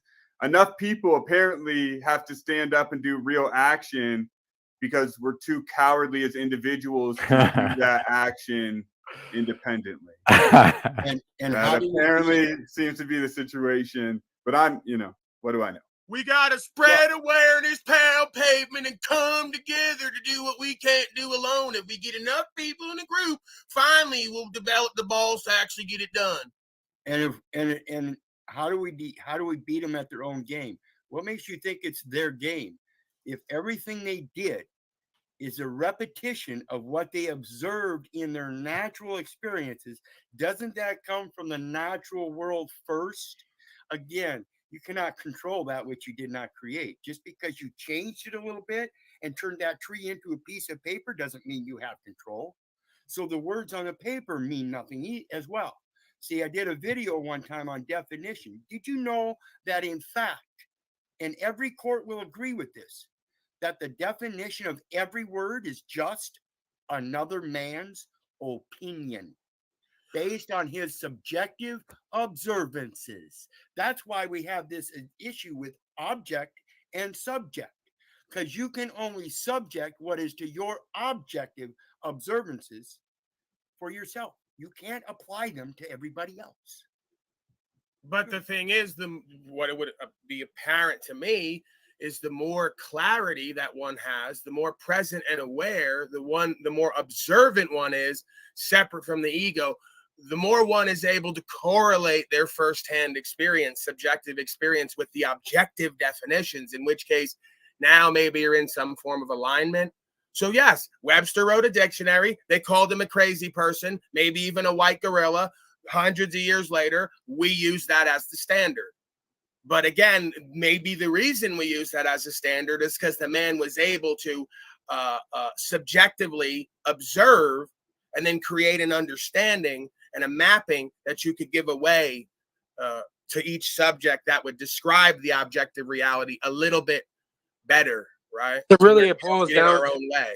Yeah. So Paul, what you're saying right there, to add on to you know, the great information you're saying, it's pretty much like mental alchemy, or you know, working within natural law, regardless. So what you're saying is that there's an outline that's being portrayed that stands the test of time, because you know it's like a formula. You add certain things together, you get a certain result, and then you know. Okay, again, Then it goes. Proven a point perfectly proven in roots. If somebody comes from a certain area and it's called a certain thing, and you subject it to slavery and tell them that that's their new name, and they don't agree with it, is it their new name? So again, if I go out and I tell somebody that that thing there is a tree, and they think about it and they say, okay, they agree that it's a tree. Now, if we go to a third person and we tell them together that that's a tree, and he says, no, and he calls it something else. Doesn't matter though. It's just a name. Exactly. It doesn't matter, because in reality, nature itself doesn't define anything. Only man does that. So get off the fucking definitions. It's the essence of it. Of the spirit of which they came from. The essence, the spirit, whatever you want to call it. This is where Terence McKenna called the felt presence of immediate experience. I don't need words and terms and definitions. I use them like fingers pointing to the moon, like the Tao says. The moon is right there. If you're not in your own way and your vision is not skewed, we can all look at something together and say, we're having this experience. We're shown this experience. So why, again, this is just a testament to how we've become so broken or confused or just cowardly that we play games where we have to sit around for months and years talking about something that you should be able to look and see. Automatically, it should be a natural thing that everyone should know, right? But that's the thing. That's why we have the dark occultists and the social engineers that try keeping people away from this very purposefully. Okay, you wonder why? Why? Because it's being done on purpose, Paul. You know, like I said, I think it's real simple. Sub-psychology. Majority of folks know what's going on here on some level. They've thrown in with it, and they're too cowardly to get out. It's not that they don't know enough. It's not that they can't see it and feel it. It's that they don't believe they can achieve it. It's easier just to go along with it, and it's a destruction of the well, that's ignorance, and you can't serve two masters. There's nescience and ignorance. You did not know, you know, and you chose not to change. So that's the issue. So how do we change this? You know? Be more afraid of what's going to happen to you living like a slave, and follow. No, I'm saying we're good. Like let's assume we're not slaves now. How do we change all the other slaves then? You don't. You can't be egoic and ambitious to change other motherfuckers. You just show and tell who and what you are, and then give them the opportunity to do what they wish. But for me to sit here, and I may love everybody down in chat, for me to sit here and be emotionally invested and burdened by their walk and their journey, for them to change, that would fuck us both up. Well, and why would I think that it's appropriate for me to intervene into whatever some of these bozos have going on in the masses? That's their trip. Yeah, that's Yeah, egoic. but And and that's yet, egoic and arrogant to think that you're so smart and different. You're going to come here and do what all the rest of the great men haven't done before. Teach a bunch of willing slaves how to not be cowards and slaves. I don't think people are going to get it done. I think at best you're going to take one person at a time over because they're going to see and feel the truth and realize they've always been like that and they've never been part of this thing. So one by one, they're just going to step out, and it's going to happen organically by the observance of truth and action. Yeah, I like that. It will happen organically. So it's not about like what you said. It's not about like trying to get every person possible. Like it goes back to the planting of the seed. Like the seed will germinate in the slave's mind eventually. Everyone's on the same path, and they have to walk that path no matter what. The kingdom of heaven is few. The meek shall inherit the earth. Meek doesn't mean weak to me. It means if we got like a few thousand motherfuckers here and we all get on the same page and go down to the same land and start really working, they're going to tank this economy. They're going to put these people in biological terror. But guess what? We're going to be right there doing what the fuck we've been doing for months and years while they go through hell on earth. And guess what's going to happen afterward? We're going to be right there to come out of it. Exactly. And the parable of the seed is actually a story about survival of the fittest type thing. Whereas the seed that falls along a path that isn't well weathered, it doesn't grow well. But if it seeds, those seeds will be stronger and be able to take up in that terrain, the same as its parent did. This is the premise of you don't need to do anything once you spread that seed. It should grow on its own. It's an automatic function. So we're not here to force anybody else to do anything. We're just here to plant the seed. That's it. Exactly. I true-heartedly believe in that. And we got Freedom saying if we all put our shrunken soy genitals together, we could have one fully functional being with testicular fortitude.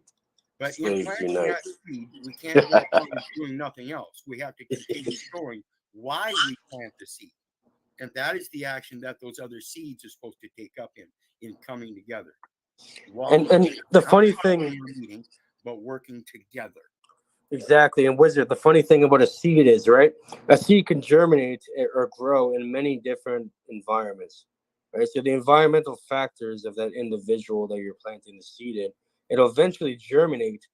It may germinate in a longer period of time or a shorter period of time, depending on the environment of that individual. But either way, it's still there. It could, it could abort itself and not germinate and turn into mush. But either way, you plant enough of them, it's an automatic germination. So it's like repetition of information, because repetition of information dictates reality, because reality is dictated through the subconscious mind. So if you repeat certain things, there's nothing new under the sun. As Paul was saying earlier, it's like, why are you telling me the shit on the back of the cereal box? Why? Because you should fucking be reminding yourself of it, regardless, because repetition creates subconscious. Right. I remind myself every day that I'm not special. I'm not unique. Paulie Boy Unslaved is a character idea on the world stage. All I am is a life force, an animated beingness, a spirit having a human experience. This body will fall away and I'll go wherever, and nothing will matter at that point other than what I did and did not do in between. So I remind myself of that all day, every day. That's how I can move forward past the fear into faith and do what I do, knowing that the majority of people can't because of what they say on paper they're going to do to everybody. Do it. Yeah, get it over with already then. That's it. Get it over with and do it. I don't play those games, man. I learned that shit early on. I don't like that feeling. I'd rather go the other way with it. Call me oppositional, defiant, whatever. They labeled me with that early on, right? You're going to tell me I'm going to meet you at the flagpole at 3 o'clock and beat your ass with 5 people? I ain't going to sit there worrying all fucking day and be put through that unnecessary fear. Well, I'm either going to surrender it or I'm coming all 5 of you throughout the day, one at a time. No, well, yeah, you don't want to get added to the list. But either way, what it is people that threaten people, be like, oh, meet me here. Da, da, da. Those people are not people to be feared or even respected or even worried about. Real motherfuckers move in silence. You would never even have even like one little fucking nota of whatever you want to call it. You would not have any fucking thoughts of this happening. They move in silence. That's who I'd worry about. People who don't talk like that, Those people like that. They're not serious. The premise of that we spoke on the other night, Paul. Remember we were talking about being in prison And when you're able to walk in prison at 120 pounds and walk like a full-grown man, because that's what you act like, and you don't go running your mouth, again, it's actions speak louder than words. So all the punks running around the yard, running their mouths, don't ever do anything but run their mouths. While the guy sitting in the corner ain't got nothing to say, you don't roll up on him. Yeah, that's the person you don't want to fuck with. Exactly. It's like this. It's like even like dogs show us this, right? Like little chihuahuas, the little dogs are always barking, going crazy on the big dogs, and the big dogs are just chilling. You know. Here we go with more emotional twists down there to justify your lifestyle. That meek means poor and humble, right? It's strength under control. It's strength under control. Okay, that's my understanding. Meekness is the guy that goes forth in a battle as a young man, David Goliath, little and meek. He's not afraid. It doesn't mean you're afraid. It doesn't mean you're weak. Doesn't mean you're poor and broke. It doesn't mean you walk around with your head down like this. The meek will inherit the earth. You're not the same stature as the physical sized men such as giants. Kind of like one man going up against the whole state of corporation. You mean like that? I'm so sick of you motherfuckers and your bullshit appeal to try to justify your shit and demean me. Well, Paul, you know what?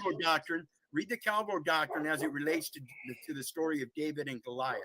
David was, like I said, the meek little man, meaning he wasn't afraid or anything, and he brought to the table the age of his ability. And that is a correlation to Calvo Doctrine. It says, even myself, I have as much power in my little pinky as the sovereign power than any nation and all nations put together have. You do. It's true. It's true, Wizard. You do. Again, it's going to the spiritual power, not the physical force. You have all the power, bro. That's what they're trying to take away from people. It's fucking astounding, amazing how much power people actually really have that's being kept away. But what Paul was saying is very true. You know. Well, nothing's being kept away from me, by the way. That's a state of disempowerment if something can be kept away from me. They're attempting. Well, but when I set my will, I am never denied. Nothing ever stops me when I set my will and intention. I've never been stopped, which leads me to believe I never will be. The full verse, behold, I send you forth as sheep in the midst of wolves. Be ye therefore wise as serpents and harmless as doves. Right. So what that is, that's showing you, once you come to realization of your power, right? It's you have the weapon on you. All you have to do is point and squeeze, and you could destroy something. But you realize that that's probably not the best way. It's only used first, in the right manner. Right? So it's like having power and not using it. When we look at Strong's, like martial arts. And when we look at Strong's concordance, we see that it goes to this difficult to translate root means more than meek. Biblical meekness is not weakness, but rather refers to practicing God's strength under his control. In other words, the force majeure, the greater power or greater force. Power versus force. So you use his power as the physical force, and you're the greatest source of life on earth. Every breath you take is an act of God. But that's why I say I'm a facilitator. I ain't one of these Kabbalistic magicians where I think I got the thing to point at somebody and do something. That ain't even in my makeup, right? You lose the power, I believe, that way. All you got to do is facilitate. This is who and what I am. This is the truth of the facts of the matter. What do you want to do? Make your next move carefully. When you make it, this thing's going to decide what happens next. And I'm going to step right back and say, see how it works? Because what you're talking about a mechanism of natural law that people say is magic, but really it isn't, right? I could hand you this phone right now or this laptop that you're on 200 years ago, 300 years ago, and that would be magic.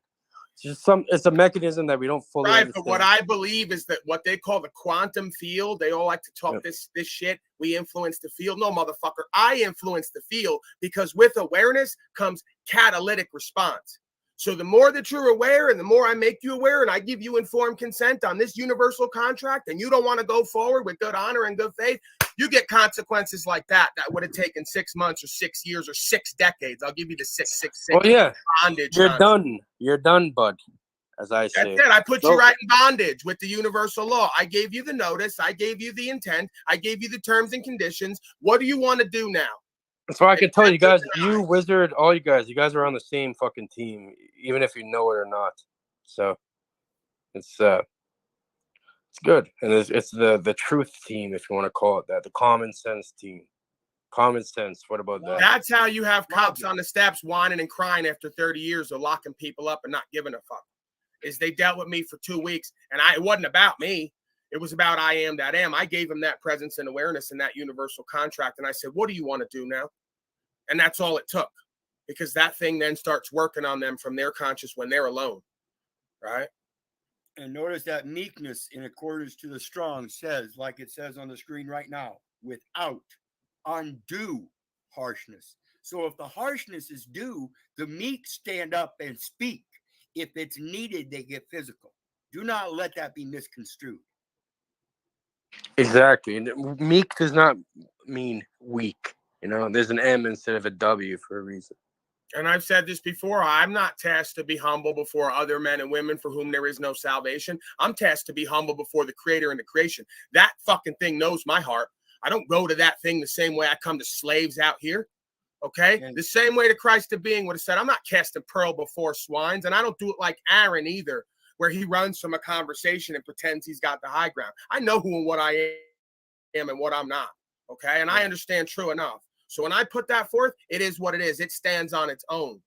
Okay? It's not about me as a personality character. So, you know. Well, guess what? The truth does not give a fuck about anybody. It has nothing to do with you. It has nothing to do with anyone else. The truth is the truth. Doesn't matter who the fuck is saying it or how it's being presented.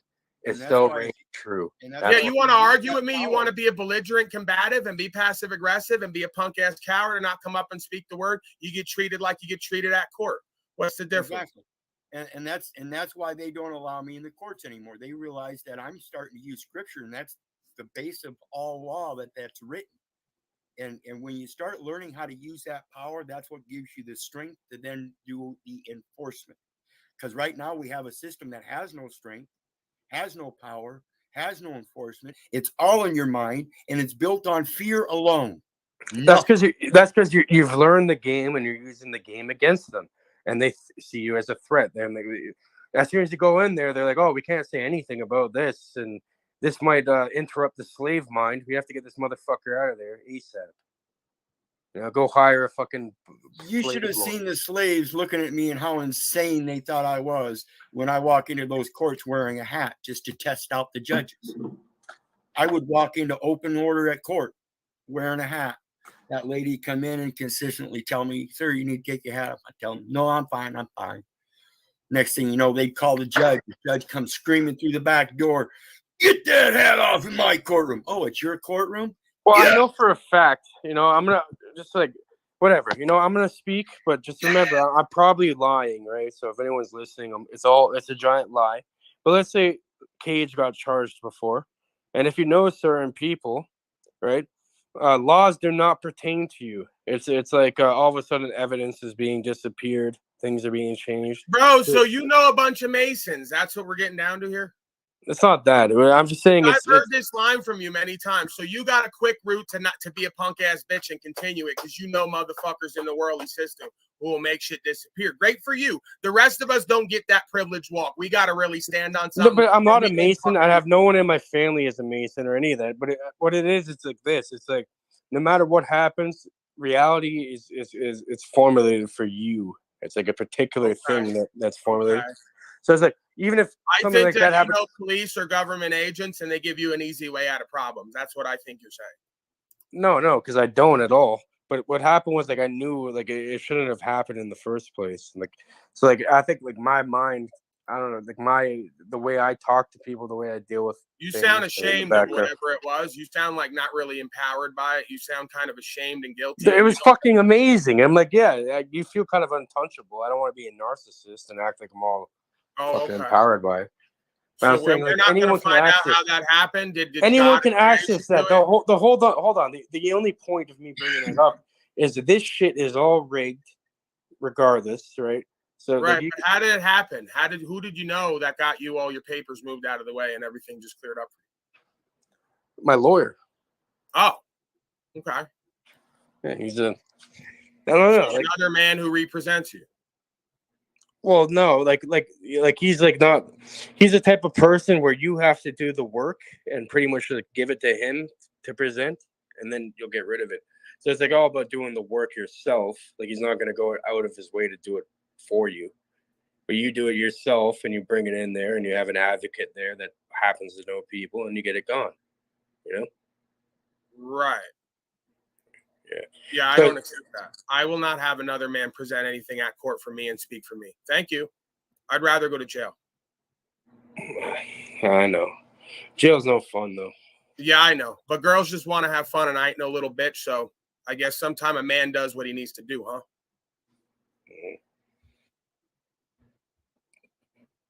Well, it's like damage control.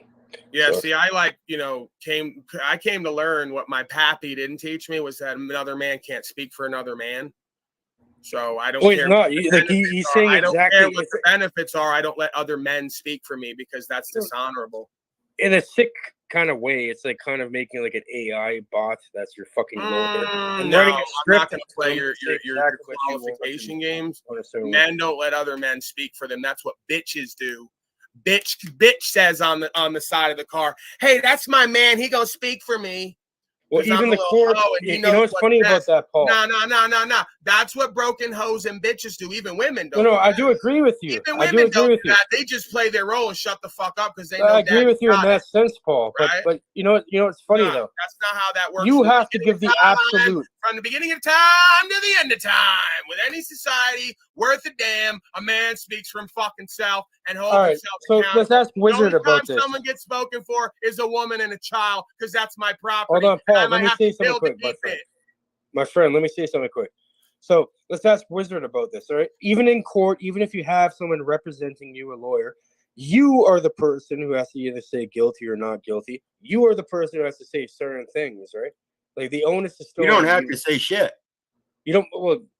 Well, if you want to like play their game, you do. Yeah, if you want to play their game. If you want to be a bitch and a hoe, you keep qualifying all the statements. You keep saying you have to. There's two kind of people who use the term have to. Children and slaves. Even a child and a dog don't have to because you could beat them. Well, legally, if you say nothing, if you know, legally. If you say nothing at all, then it's going to be a no contest, and you're still going to. Why are you worried about what it's going to be, bro? There's your problem. You have an ends justifies the means, mind, and heart. You're a slave.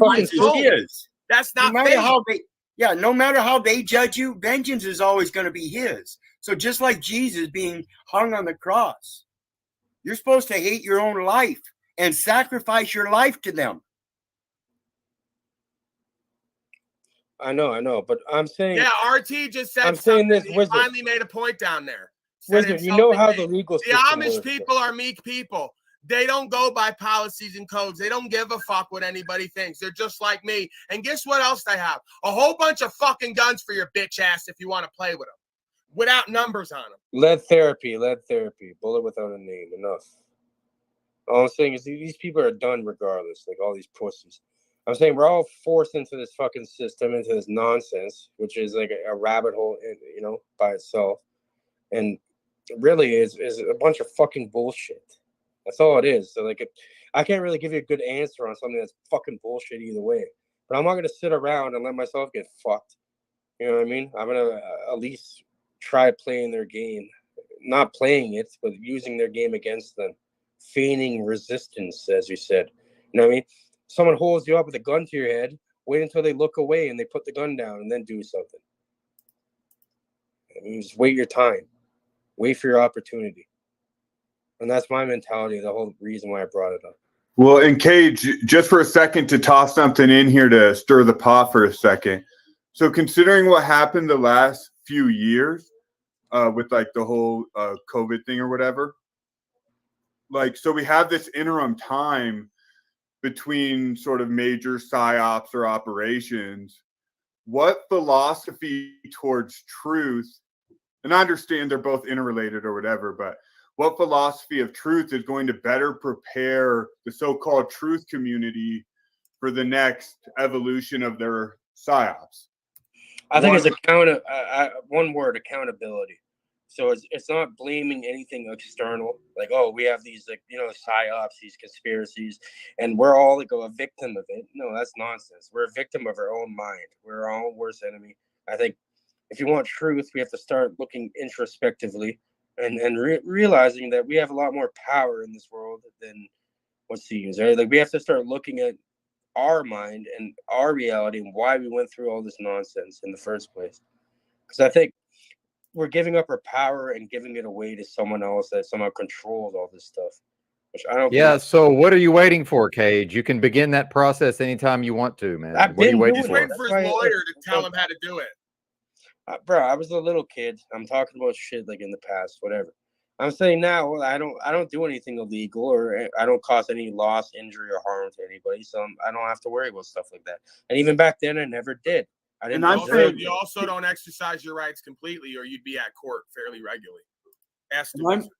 Well, no, because you're still dealing with a human being, right? So if you're able to kind of connect to the person, maybe even like change the way they think, just having like a short interaction, you're actually able to get away with a lot more. What makes you think you can change the way somebody thinks? What are you basing that on? What makes you think that you can alter someone else's thought process? You can induce them with an electromagnetic field, and the cop will, like, whatever, they're gonna just let you go. Like, they're not gonna, they're gonna hear what you're saying and just be like, all right, continue, whatever, on to the next thing. It's not a part of your shit.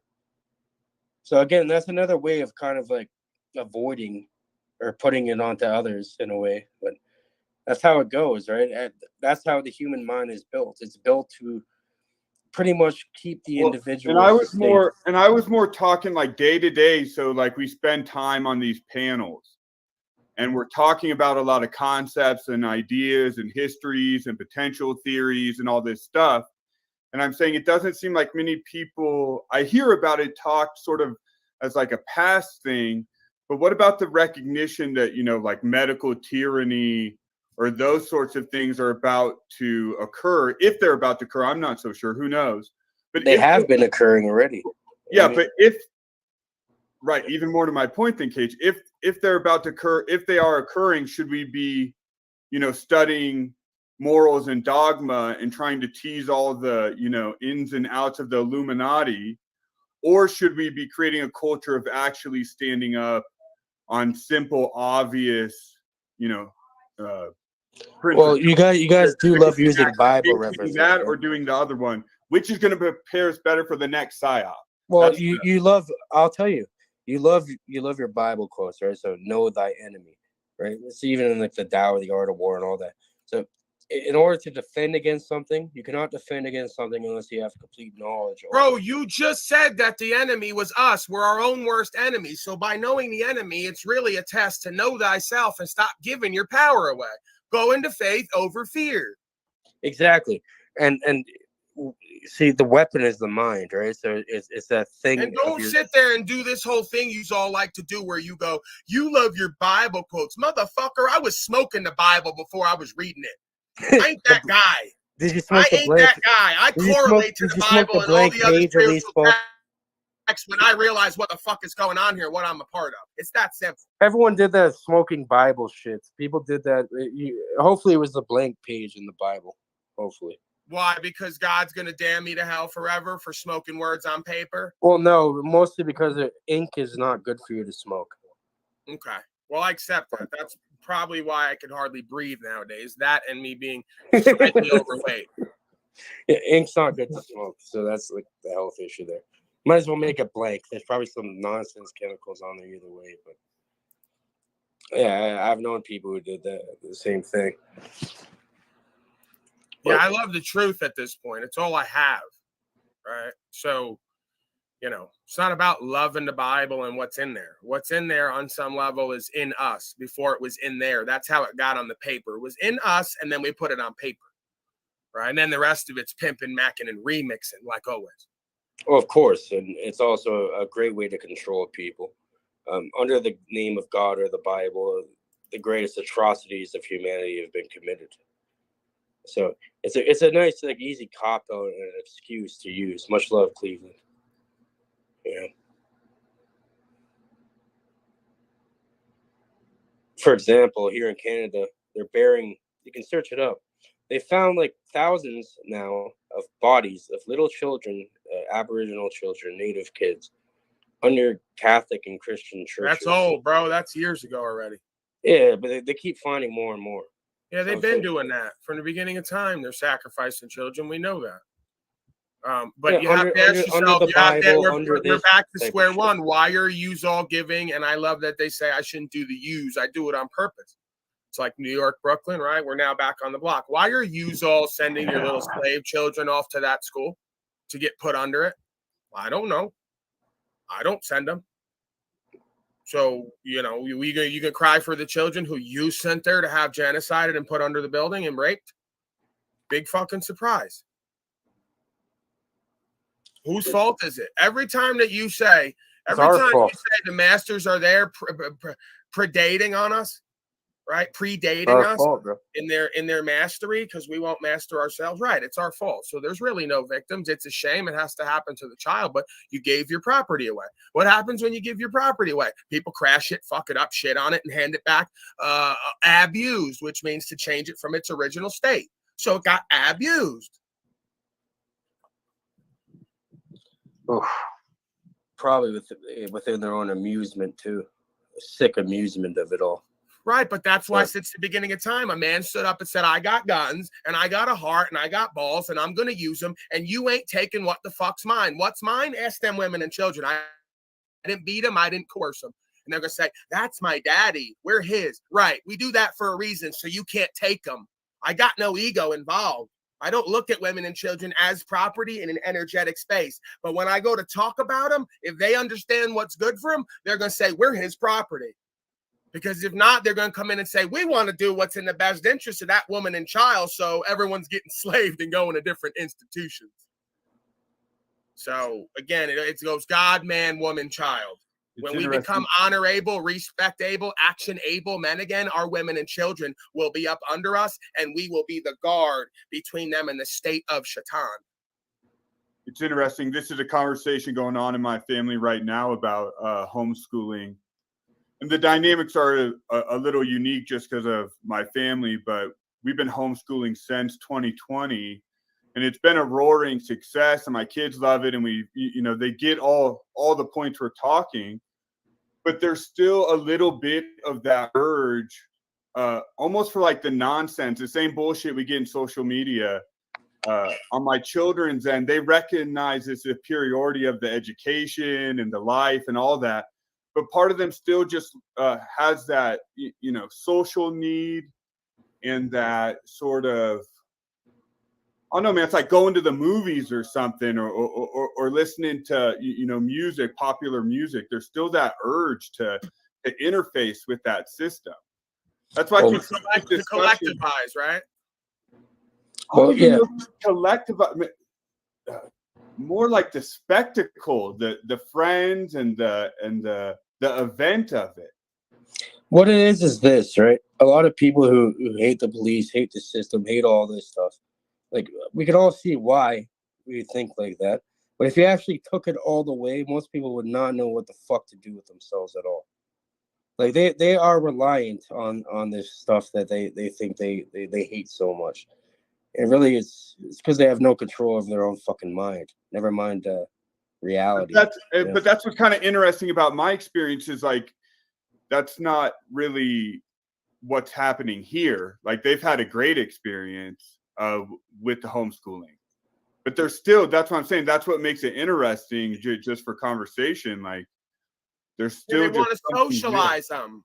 They want to socialize them. They want to send them off to a group of other children who haven't been raised properly so they can mix in with them and become like them. What's the difference between socialized medicine or education or all the rest of it?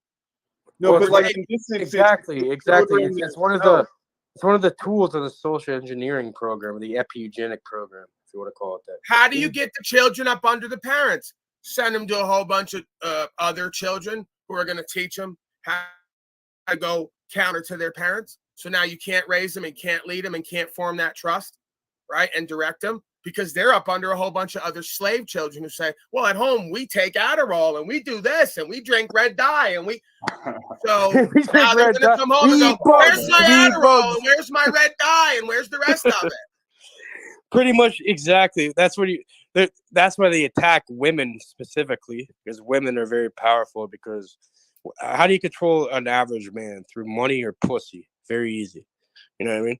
So women are specifically targeted with the social. How do you control an ungodly man, sir? Don't say average, say ungodly. I'm saying the average pawn, the average sheep, the slave, whatever you want to call it, pawn, sheep, slave. Yeah, whatever you want to call it. You get them with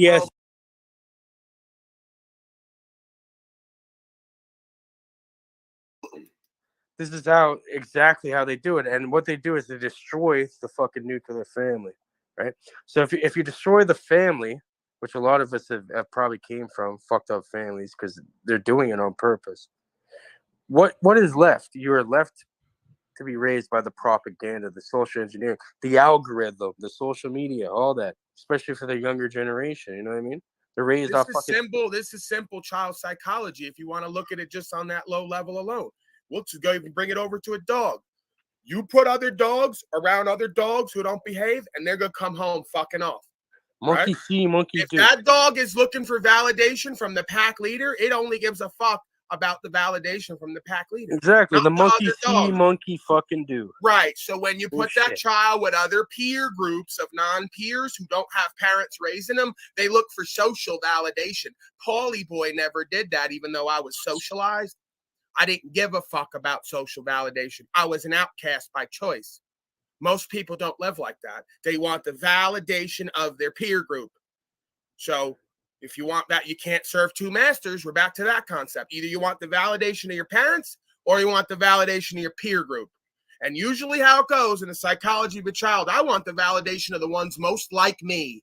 So they do ageism, right? And whatever the circumstance is, because they have a gap in understanding and communication from the adults to themselves. So they spend the rest of their life looking for peer group validation and never for validation from up above, whether it's parents or that creative force. Exactly. I like how you said up above there because it does go to the anima and the animus too. And you know why that is? Because it's a feedback loop process. These children learn when they go to school not to trust the parents at home. The anima and lying, the animus. cheating, stealing, bullshitters who want authority, control, and domination. It's not a real bond of trust. And the phone and the social media provides up to the second, a way to check in with the peer group moment to moment. It's way more diabolical. It's a hive mind fucking social engineering thing, which it's literally designed to hit dopamine receptors. But it's because we have no original community. If we had a community of folks communing with higher consciousness, which is really common sense at this point to me, we wouldn't have this. But you have a whole bunch of people without a real home, without a real community, who've been led out of that non-community into false communities. Exactly. And I don't think online with most people here. And to be honest, Paul, if that happened, right, we wouldn't these panels wouldn't be happening as frequently. We probably have like a once a week thing because everyone's too busy dealing with shit in real life, dealing with the shit properly, and then we all converge after. Yeah, this is a search for a surrogate family that never was. With a lot of these folks, sub psychologically, they're desperately searching for community, meaning, and purpose, and an understanding with a peer group or with someone or something above them, outside of themselves. Right. So they're trying to replay. This is all Freudian. It's over and over again. I see it. And they tell me Freud's a dummy, doesn't know nothing. I go, I don't see that. I might not agree with all of it, but there's some stuff that I see playing out over and over again. These mommy and daddy, daughter and son, archetypal dynamics, whether it's with government. I was going to mention archetypal. You can go into Jungian psychology too, right? So, Thank you. Now that you let us know you're aware of Carl Jung, thank you, Cage. We know that you know stuff. Well, yeah, it's basic stuff, but Paul, I'm telling you, I could. Love when everyone. This is a new thing now. Everyone throws out this week Jungian psychology, and then if I ask them to explain it, they give me no substance. Well, Jung. Well, it's Man and His Symbols was his famous book, but I'm not an expert in it either. It's all about symbology, archetypes, and how the subconscious mind really functions and gets infected, if you want to call it like that. Right. That's why you have so many communities of number counters, color watchers, shape movers. You know, just they're trying to dig up all that. Fun fact: Carl Jung's father was a 33rd degree Mason, so I'm pretty sure. Yeah, I'm pretty sure. No idea how that applies, but okay. Well, of course, because how does it apply? There's ancient knowledge, right? Like the esoteric ancient. Didn't you give us this rap through Andy Taint's AI deepfake already? No, but all these people, they're ancient psychologists, you can call them. Like they understood how the mind. Right, I get that, bro. Like I'm tired of this thing too, where you all want to suck a 33rd degree dick so damn bad I could hear it in your voice. Right? I've met 33rd degree Masons. I have too. I've and met they them, look and like they ain't idiots. shit. And they tell me, Paulie boy, we can't believe what you know and how you talk, and we can't do what you do. And honestly, that's the exact same thing that happened to me because I've met these okay, motherfuckers so too. right, these are punk ass cowards. The They majority are. of them, They're low 10 level. of them They're in a low room, level. and they're shook. I know they are low level pussies, but it doesn't really matter. So why do you keep genuflecting to them when we're supposed to replace them? They're meaningless. Because there's something to learn from that. From you saying someone's daddy was a 33rd degree dick you want to suck? Who We're gives a talking about Carl Jung. Why is Carl Jung such a prominent thing that everyone knows about in because psychology? it's fucking especially? pop psychology. It's because of his fucking father. Because they heard on YouTube and act like they know something and how to apply it. No, you're missing the point. It's going over your head. No, that's the reason why- false premise, Paige. That it wasn't his father; it was his own experience in the book. Bro, so many people have. Bro, it's like saying my better father's a insight Donnie than it. Trump dick sucker, and that means what about me? I may as well be the complete opposing being. If you take my father on stage with me, whatever that is, and you put me up here, it's a completely different beingness. So how does it even relate? Well, Paul, like everything you look through is through the lens of Paul, right? Through your experiences, through I could see, there's family issues, like we all have them, right? So we all look, even There ain't no myself. family issues. Motherfuckers in my family got issues with truth. I don't. No, but I know. But this is how the program works. It's a testament. It's a test that's being put onto you.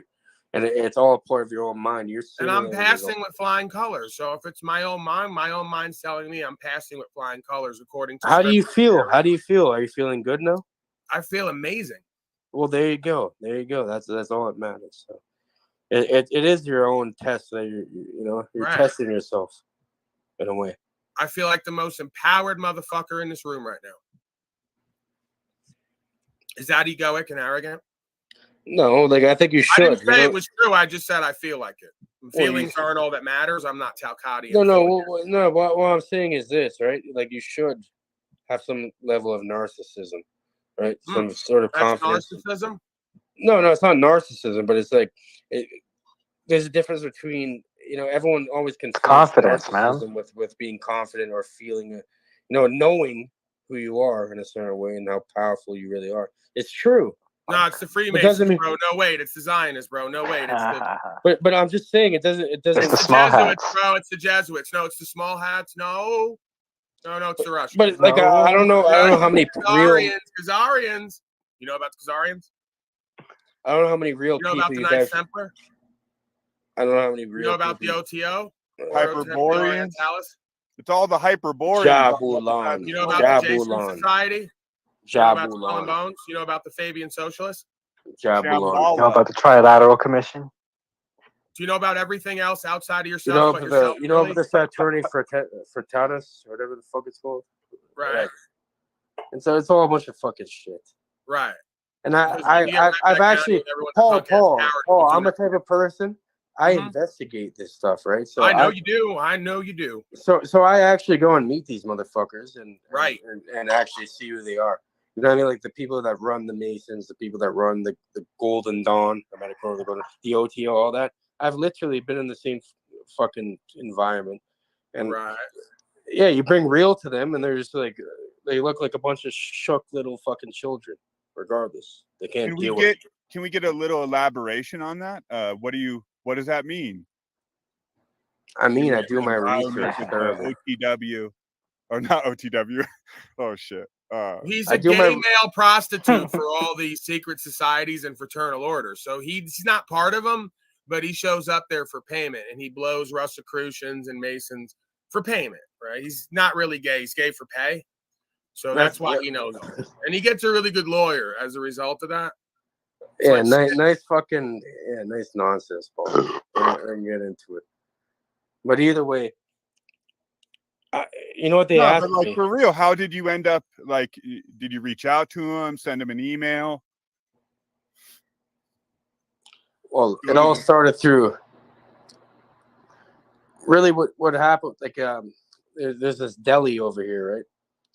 And it's owned by this like top Freemason. I know it's like he has like all these presidents and political figures and shit, like in pictures, like, you know, big celebrities and that. And then I know it's like a Freemasonry symbol in there. So I asked about it. You know what I mean? And he directed me towards getting to talk with certain people. I talked to the Mason, one of the top Masons of North America. And did you enjoy his meets? This is all during like coronavirus and that. So it was all you know, online or whatever through Zoom calls. Well, he's a real mother. It's a real fucking person. So I had a conversation. He's like, "Oh, why are you interested in this?" And my response was, "I need a daddy." No, my response was like, you know, I'm an investigator. I'm trying, you know, I'm a student of reality. I'm trying to learn the true esoteric meaning behind reality. And you know what his response was? You're not gonna find that over here. He literally, he couldn't even lie. So you're not gonna find that here. You're getting fucked. You know, you're getting fucking tricked. That was it. I respect that you did that. I think things like that are interesting to try to interface, you know, with groups like that. Yeah. That's sort of a weird response, right? Well, yeah, I told him I want the true esoteric, the real meaning of reality, and he says you're not going to find that here. Because people who hold the ancient knowledge from the beginning of time ain't going to let some slave off the street in the deli fuck the whole organization up. Exactly. So they're going to tell you, like Fight Club, you ain't getting shit here, just leave now. They're not going to tell you what they know and don't know. No, but like that's like a very big, like we had a longer conversation than that, and like you can kind of feel these people out, right? Like obviously they're lying, but like it's like not anything you cannot learn by yourself without being involved. Like I was never talking to these people. He probably already knew it too, because they're not stupid. They knew I would never Paige, the whole point do of a fucking bro, initiation. If anybody in the organization does know something and is using it, everyone else is on a need-to-know basis, so they don't even know what everyone else knows. And he probably doesn't even know. It's probably too low. Like these 33rd degree people, that's in the Scottish Rite. You can get that from 3rd degree in the Scottish, from Blue Lodge Masonry all the way to 32nd degree in one weekend. You know, it's not very difficult to get there. He was 33rd, which is invite only. Even that, I think that's just the beginning. You know, he's probably still like low level in the grand scheme. That's like, it's all compartmentalized, whatever the fuck it's called, like you're saying. Need to know basis. Right? So. Compartmentalize. That's the word. Compartmentalize.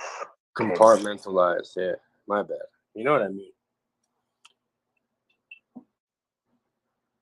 But yeah, I asked him if I could find actual truth here, and he literally told me no, he won't. And he said, all I have is salty meat for you, young boy.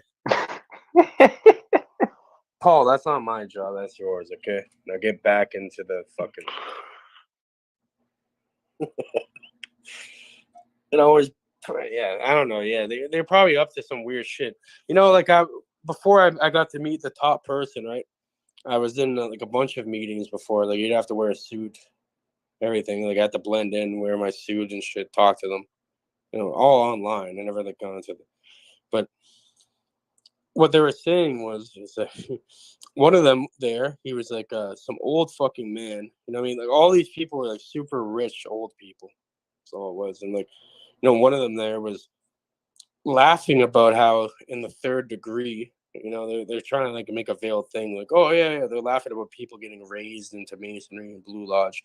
Something called the Master Mason degree, third degree. They're all laughing about it because he owns the biggest fucking funeral company in North America. And they all thought it was fucking hilarious how, you know, he was like some funeral master and fucking they sometimes use the funerals like throughout the world in North America for initiations. You know what I mean? Like for the caskets and the fucking, you know, the funeral home. These fucking idiots. They seem like, I'm telling you, like these people are serious though, you know, like they're everywhere. Like they are doing something, even if they're not aware of it. They're being guided by something else. You know? So. Oh, they're gonna be laughing soon. I thought it was hilarious. I'm like, these guys thought it was like a huge joke how he owns like the biggest funeral fucking company. The guy's like a super millionaire, owns like massive funeral company, biggest one in North America. You know, if you want to do the your best part research. about working for what we call the devil or the powers of this world is they always burn everybody when the time is right. So no one's laughing then, right? yeah, they're gonna have to face the, you know, you make your bed, you have to lay in it type thing. You know, you're done. It's over. Yeah, like when all them CEOs start jumping off roofs 50 at a time, you know, every civilization. Oh, well, this guy's jumping off roofs every week. Yeah. Same Oh guys no, do everything now. crashed. It's 2008. Let's jump off the roof now because my whole life revolves around. Well, no, they're throwing them off roofs. That's the joke. Is they're throwing them off the roofs and go, oh, ain't that sad? You know, like they would have did the Vanilla Ice back in the day, right? Oh, he jumped off the balcony. We don't know what happened. Jump around, yeah. Yeah, we just saw him a couple weeks ago. He was smoking a cigar with some brandy and laughing. Now he's on the ground. Jumped off the roof. You know about the cigars and the fucking whiskey. No, the scotch. Yeah, the scotch. Fucking guys, bro. But yeah, Paul, I had the same experience. Like, you know, not really infiltrating it, but like going and talking to them and seeing, you know, you can ask certain questions, right? And it's not really about what they say; it's about what they don't say and how they say it. You know, you can learn a lot off of that. I saw enough. They're scum. I want nothing to do with them. They love me though. See, they've come here before and said, you know, one of the ex-police. He goes, yeah, I'm a Mason, and we got a lodge, and we love Paulie boy. Yeah, because I call it out exactly how it is. I say the slaves are a bunch of scum, and that's why the masters laugh at you and shit on you because you're a bunch of punk-ass cowards. And then I turn my attention to them. You're just as big a bunch of punk-ass cowards because you're afraid of the words. Well, Paul, you know why they like that? Because in their mind, what they call them is the vile and the profane. Right. You know? They want me to come down there and do a bit where I shit on all the slaves. And I said, I'll come down there. Yeah. They want you to share in the vile and the profane. To all of you, and I'm going to sacrifice myself on stage, right, in front of all of you with the truth, right? We'll play a little game, and we'll see how much you really are secure with how you live and what you say you know, all you masters of self. Pussies, bunch of fucking pussies. And that's why they laugh about it, because they consider everybody else, right? The Masons call us the vile and profane, or not us, but all the other people around. They also call us, you know, Goyim, if you want to call it that, right? Or the vile and the profane. Either way, it's like the cattle, regardless. They want me to come work with them and for them. So they like identify with me because they go, you see the dumb slaves and you could be really good at this. Why won't you just come work with us or come entertain us? How much you want to bet? How much you're going to bet, Paul?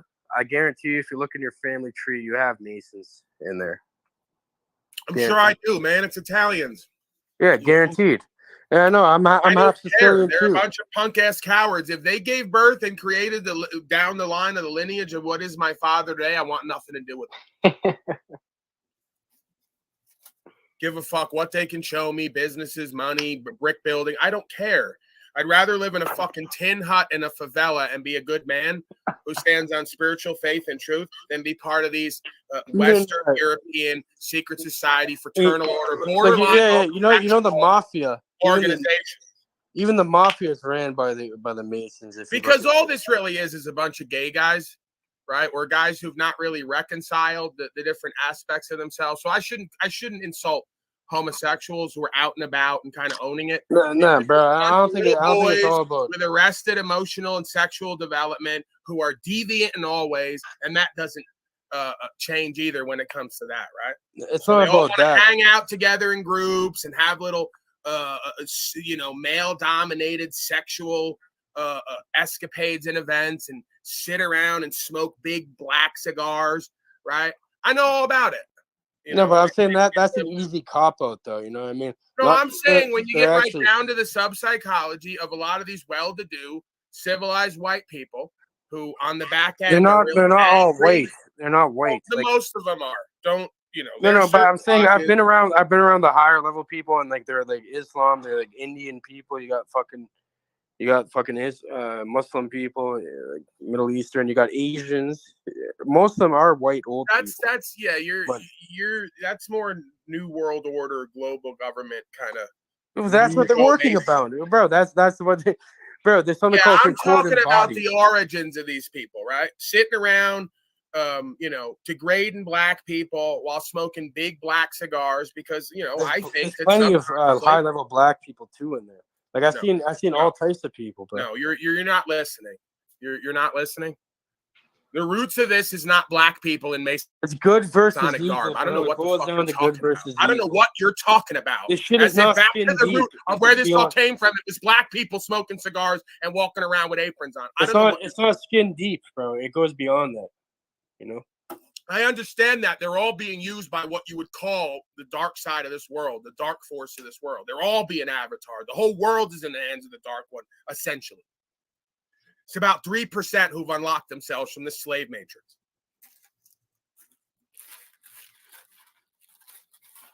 That's at best.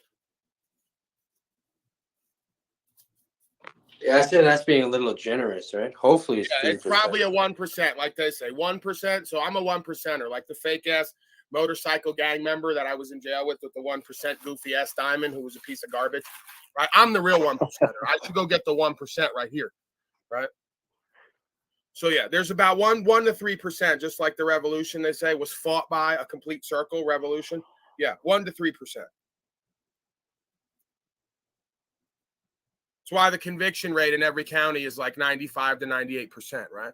It's like 1 to 3% folks actually don't fucking cop out, sell their soul, act like a punk ass bitch, and give their life over to a beast system. Well, exactly, right? You talk about the 1% motorcycle people. I'm allowed to say this because it's all public information. My uncle passed away in 2013. He happened to be like the president of the Hells Angels over here, right? And do you not think that even he was a slave himself? Yeah, they're all punk ass bitches. Come do a hit on me. Come do the hit on me because you know it's true. You're all punk ass bitches putting bombs in each other's clubhouses but won't stand for rights and freedom. You ain't shit. He was a slave too in a way. But why? Because it's like this. You can get a bunch of slaves together and then like strong arm people and shit, whatever, like have something, strike fear into people. So it's like this. You're still a part of the fucking program regardless. And we all are, okay? In a way. That's the point, bro. That's the point. Everybody, you got all these fucking thugs in the inner cities and gangsters shooting each other. You got all these white boys on motorcycles with all their fucking glory and colors and bullshit doing life in prison for some fucking nonsense. And not one of them stood for rights, freedom, and principles in this realm. They failed. Karmically, they're out. They're a waste of time, energy, attention, and space. Yeah, even these people that you think are badass and shit, living outside of they ain't shit, living on their own rules. Either way, they're still a part of the system, and what they're doing is almost like the house slave thing I brought up earlier, right? They're just regulating the other slaves. That's all it is. You're just regulating. Hells Angels, Mongols, Bloods, Crips, GDs. I'm jumping all the way out the window. You're all ain't shit. The Yakuzas. Come do the hit on me. No, then no one's ever gonna fucking touch you, Paul. You're fine. But either way, you're protected. You're protected by something higher than any of that nonsense. I don't even give a fuck, bro. Imagine the story if they fucking come and whack me, one of these lowlives and never stood for rights, freedom, and principles. They'll tell you everything you need to know about this fucking realm. That's not gonna happen, man. Fuck off. Like a little Tommy that's just saying down that there won't shut the fuck up because he's insane. One day he's gonna go postal. He's gonna come looking for somebody. Out of his mind. It's all right. Yeah. So like even like these Masons and these people that are involved in governments and all that, these people that we think are in control, they're not in control at all. They're being used just like any other fucking slave, you know? They're not in control. They're being used for their fucking energy and their mind and how they formulate reality. And they're pretty much like the slave master, if you want to call it that, or the slaves that are treated a bit better. You're put into some fucking shit. I'll treat you a little bit better if you act like this and give you some more privileges and shit. And most people go along with it. I just think it's fascinating. They're willing to kill somebody they don't even know, that doesn't even matter on the world stage, or do life in prison for some fucking nonsense, right? Most of it, they don't go do life. Most of it. You know what I'm saying? 10, 20 years in prison, but won't fucking travel down the road and risk a couple days in jail because they're, I don't know what, either mind controlled, scared, or both. It's fascinating. Yeah, and I know you're saying like, yeah, even the people businesses, they're paying taxes on Hell's Angels and the rest of them because they won't tell the government to go fuck themselves. Because the people in the government are working with these people. What's the difference, bro? You're energetically a slave. This is why I don't get. It's like they're like, you know what? I have no pride or no self-care, no self-respect. As long as I have enough shit at the end of the day, you know why, Paul? Popular, I'm okay with that. They have no essence. You know why, Paul? Because they have no heart. They have no heart, and it's a lot easier to go with that, right?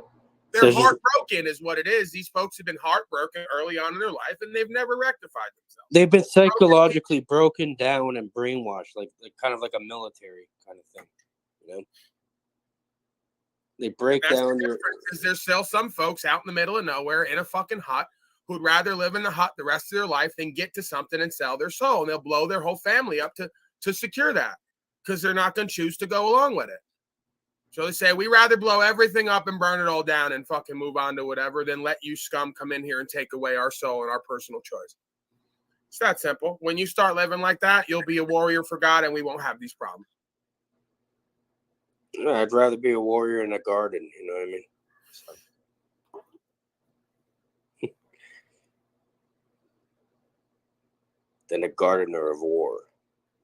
But yeah, and of course, I'm not advocating for blowing shit up because they'll say that I said that, right? I'm just saying that's the mentality, right? If they're going to come take you and put you in a box or kill you, I don't fight back. But spiritual martyrdom is the highest goal of attainment, right? It's almost like I'm not talking myself into it. I'm just reminding myself, if that's what comes, then I've completed my task. That's the highest goal. That means that I'm on record so hard with the universe, however you want to quantify that. If that's like a feeling thing and it's not real, well, it's real to me. To be honest, Paul, I think that's the point of life. Making your own points like that. You know what's right. So I think that's the point of life, really, right there. Yeah, I think that when we have a land, I don't care if it's like 10 people, 100 people, 1,000 people, 100,000 who live like that, this is just over. Because they're going to know immediately, we can't do nothing with these people because we can't put them away long enough and they're going to come back out and they're not going to stop what they're doing. So just leave them alone, right? You got to force the interaction. You got to kill us or leave us alone. Well, they're already working on killing people, silent weapons, quiet wars, all the rest of it. And if not, putting you deeper into code policy, slavery. So there's no way out, right? So you got to force the interaction through civil disobedience. We're not doing it. Martyrdom's our highest attainment because this is a spiritual faith concept. You're pushing political beliefs on us. It's terrorism by definition, right from their books, right? So you're not going to terrorize us. You're not going to take our spiritual faith and our choice. And now you got to kill us. When we come at it like that and when we stand on that and really fucking mean it in our heart, this is over. Well, we can only hope that eventually happens, right? So hope is as hollow as fear. I'm already doing it, and that's all I can do for me. It's an individual and collective judgment. Well, yeah, you've probably realized now it's not just about you, right? It's about fucking planting those seeds. Yeah, I wouldn't be here. I wouldn't be here if it wasn't. I'm just saying that ultimately I can't have any stake in that outcome. I can't have any emotional investment in that. I can't have any hope. Yeah, but you have to know what's gonna happen. Like you know your heart's gonna beat. You don't really know it. It's just automatically happens. It's an automatic thing that's gonna happen, bro. There's no fucking ifs, buts, or any of that. It's happening.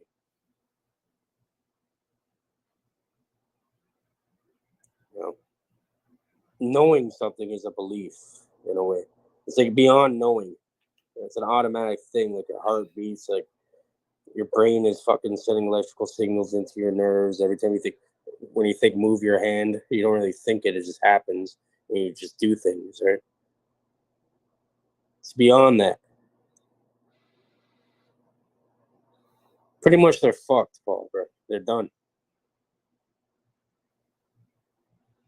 Well, I guess I got to do a broadcast. Time flies when you're having fun. I've spent 2 or 3 hours over here, but I'm supporting Benton.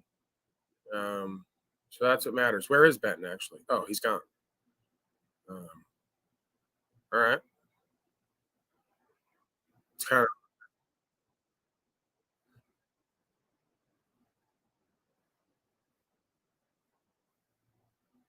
all right. Well, It was definitely a good conversation. It was one of the better conversations I've taken part of here. Definitely good. we got Tommy down there. He's calling me a grifter. Is this one played out, grifter? I haven't made anything off this fucking. Why does everything I have to do have to be projected onto you, little slave? What I learned, I want to project on myself. So what I learned is I have to stop speaking in absolutes. That's what I've learned. I'm going to work on that. Continue to try being a better man. Yeah, if I was all about money and grifting, I wouldn't have come over here to begin with, let alone spend 2-3 hours over here for the love of the game and the truth. This is what I mean. Just stop projecting on me. You're embarrassing yourself, man. You're the grifting bitch. With Catcoin and all the rest of it, talking about you're going to make channels one day to take everybody's fame away. You're the grifter, the shyster, Shylock scum. Catcoin and trade and Elon loving scum. Worldly reprobate says he's working for God. Why Benton has you on at all, why he gives you any time and attention is beyond me. It's degrading and demeaning to him. At some point, I guess he'll get that. I guess I can only surmise that he used hold on, Paul. Can we pause for a sec? We got Wizard straight out of darkness. What kind of t-shirt is that, bud? Straight out of darkness. Okay. That's awesome. That's a spiritual t-shirt, I guess. They that are in the dark are the ones that see the light. And the difference between the true light is that pinpointed one that guides you straight to the source. Whereas the false light is all of this fluorescent light and all this other stuff. That's false light with all the colors. The true light is within. And like I said, it's like a laser. It'll lead you right there. You don't need to follow anything else. It's like a laser precision. People ask me, Keith, why do you choose such a hard path? I don't. It's the only one I see. Yeah, there's a lot of retarded folks over here, and I don't know what that's about. I don't know if it's like Benton's viewers or viewers from other channels, but yeah, there's quite a contingent of retarded, mentally, emotionally retarded people over here. Like this person, I don't know who this is. Oh, I asked a question. I didn't know Benton was gone. I actually was just in a flow and kind of listening and talking, doing my monologue a lot too. Like Paul, why are you reading all these comments? Who gives a fuck? I love having direct interaction with the chat slaves. I love including them. That's what gets the chat does distort the experience though, because I thought it was a great conversation, and I was wrapped up in the ideas. So yeah, well, it shows us the diversity, the extremes. Without what it is this, right? If you answer the chat, you'll notice you'll have more people engaging. Why? Because you see what you don't get is that I'm incentivize him. Yeah, I know, and I do that purposely too because I know you are. Yeah. Right. So it's like. But don't you want engagement though from the chat? Yeah, I want people to engage and tell me my faults, because if I find one that I realize, hey, that is a true fault that I haven't dealt with, oh yeah, I'm gonna pick up on it and I'm gonna hey, thanks. Yeah, right. Like it's how that's why I like Paul. He'll pick up on those things and hey, brother, what about this? Like my fishing. Those are just differences. That's all we have. Neither one of us is right or wrong. It's just the differences in how we live, as opposed to our own observances. Exactly, Wizard. And when you respond to the people in the chat talking shit or whatever, like Paul is doing, what it does, it's also a psychological game, because if you respond to them, it incentivizes them to make more comments. Right, and then So I get therefore, more you're gonna get- comments from beta Yes. boys like this. Exactly. So Right. it's like a mind fuck. So you're pretty much, because Well- now if they respond, they think they may get a response back, and then Right. It's always Well, the I'm same gonna beta tell you boys. guys- Then I get a collection of beta boys I get to point to and show how this all works. And I'm going to tell you guys, no matter how much you want to study psychology and all that, psychiatry and all that, the natural course of it is that if you're 5 years old and you're thrown into foster homes and you don't have anybody that guides you on a regular basis no more, and it keeps changing and keeps changing, you start learning how to guide yourself. You start learning how to stand up for yourself, even at 5 years of age. So it's people like that, people like Paulie, that have had to look out for themselves because their daddy ain't doing it. I had to be a man since I was 8 years old, probably before that. So yeah, I know exactly what you're talking about. Like, enough. This is elementary. Yeah. The elements. I got to tell everybody a quick joke again. And this actually came from my mom, my adoptive mom that worked at the Social Security Administration for 27 years. And this gal's moving. And so she pulls up to her new home and she starts unloading the truck first thing in the morning. And this gal comes out on her porch next door and hollers, "Johnny, breakfast." And 5 little boys come running home and eat breakfast and then head back out the door. A little while later, the gal's still unloading the truck, and lunchtime comes around. The gal comes out next door and screams, "Johnny, lunch." Them 5 little boys come running back for lunch, eat lunch, go back, heading out the door. Dinner time comes around. The lady gets finished up, and here comes the gal next door, comes out on her porch, hollers, "Johnny, dinner." And then 5 little boys come running up, and she just can't take it anymore. She goes over to introduce herself and says, "Yeah, I was listening while I was unpacking. And I noticed you got 5 boys and you named them all Johnny. Why is that?" She says, "Well, when I need them all to come for lunch, breakfast, or dinner, so I just got one name to call." And she says, "Well, what if you only want one at a time?" She says, "Oh, heck, then I just call them by the last name."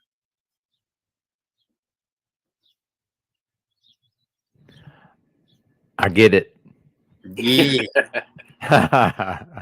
Yeah, lots of little bastards running around. Hordes of Babylon. Indeed. Call them by their last name. Oops. Mom was speaking shit she didn't even know. She ain't even read the Social Security Act, and she out there spewing spells. Sick. O'Shea, what are you up to, brother? I'm out, guys. I'm gonna head down to the river for a bit again. All right, man. Much love, Wizard. Have fun, Wizard. Yeah, I think we're about to shut her down now. Cage is ending the stream apparently. All right, I'm out of here. I'm going to prepare. All right, I'll see you over there. All right. Fucking Rob hasn't said a damn word. Rob, I hope everything's been well with you, bro. I know, man. It's hilarious. I love it. Sorry, Brian.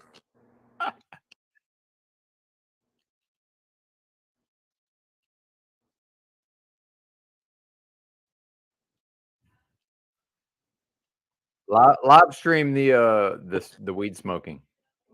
Fuck off. I tried to get that done with you last night and the night before. I got work tonight. Uh-oh.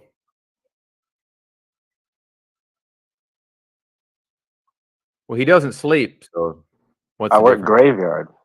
Yeah, he's up all night. I don't want to know about any of this shit. But yeah, much love, everybody. Later, Cage. We'll see you next time. I love you guys. Later.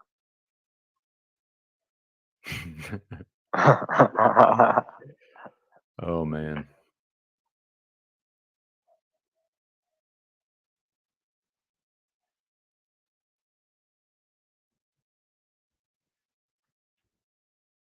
Yeah, fuck it. Just chilling.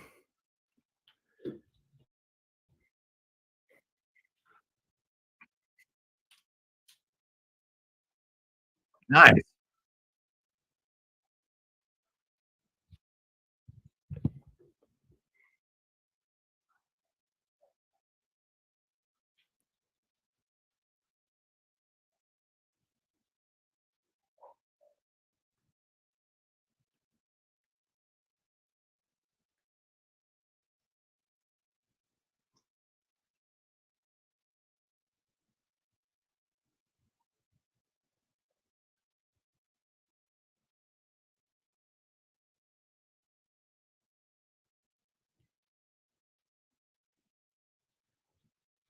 The old noodle.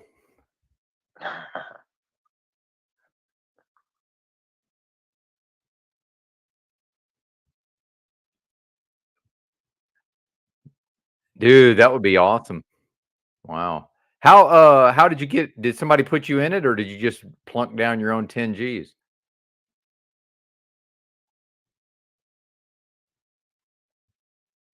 Okay. Nice.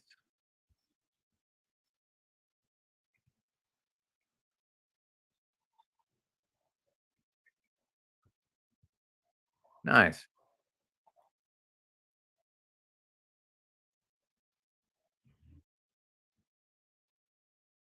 Holy shit.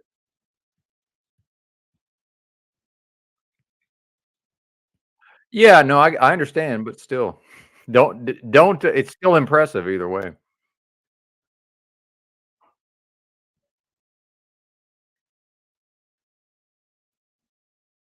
Yeah, yeah.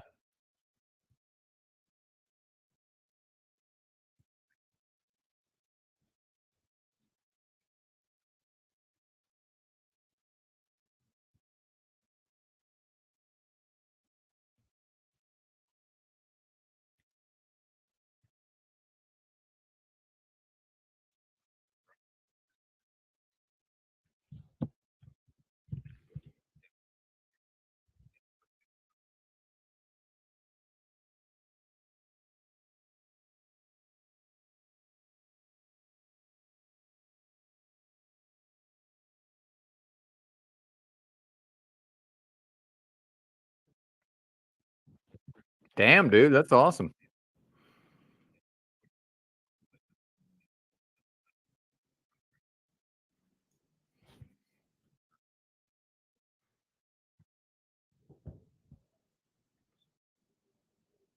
Hell yeah.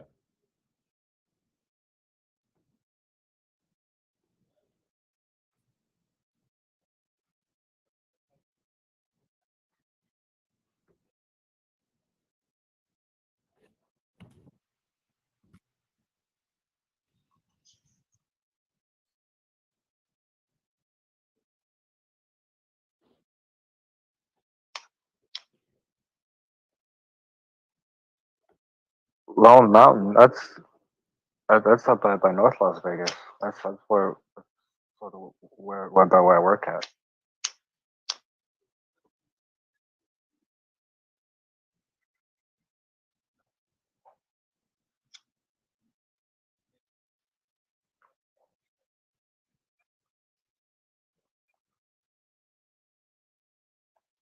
Yeah, Alex Honnold. Alex Honnold. Yeah. Yeah, dude, that guy's a bad motherfucker right there. You met him? Meet that guy?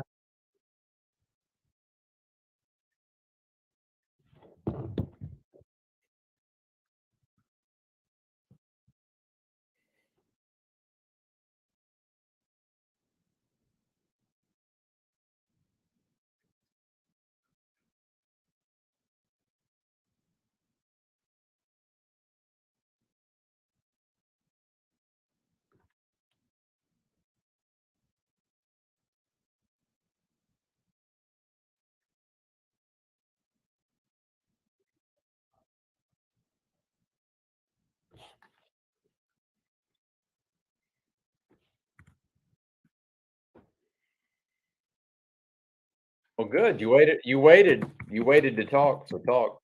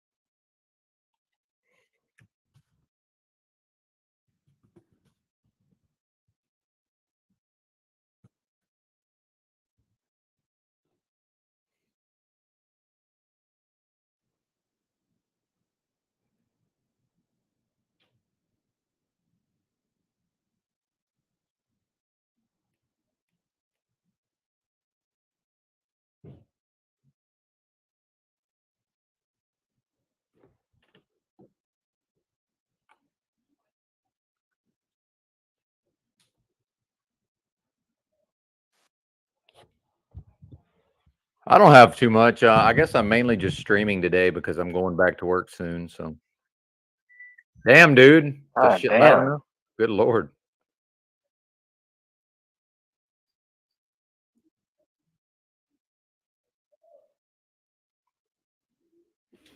Yeah, it still blew my fucking eardrums out.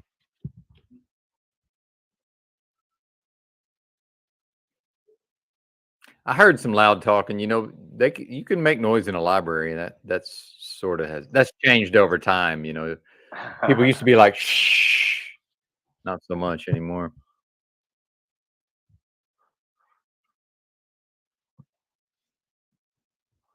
Oh, nice.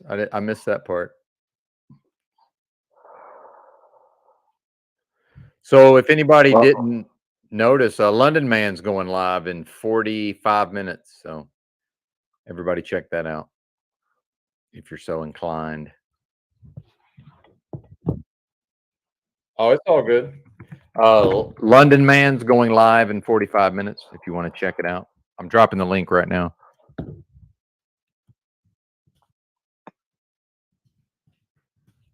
well, I'm gonna get my piano looking ass up out of here and watch Later some YouTube on. chats.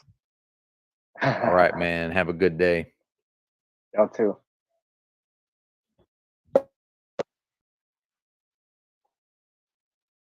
No, I'm still here. Well, I mean, on my work days, I guess like around 9. AM, right? In the AM? Yeah. PM. No, AM. He works nights, man. Yeah, he gets off at 8 in the morning.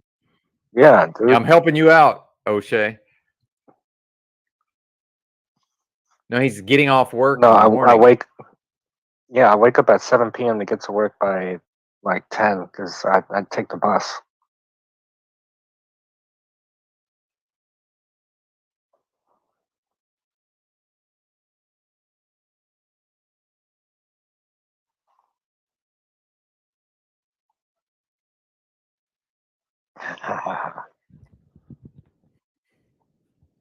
Yeah, man. I did try to hit you up the past couple of nights, but that's all right.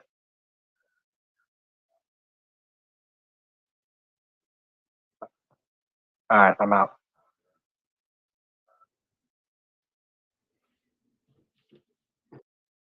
Oh, yeah.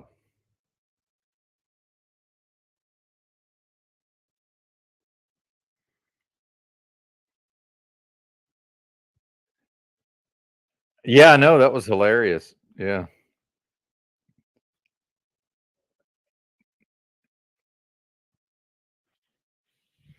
Yeah, I don't know, man. I was gonna play your audio, but people were talking a lot.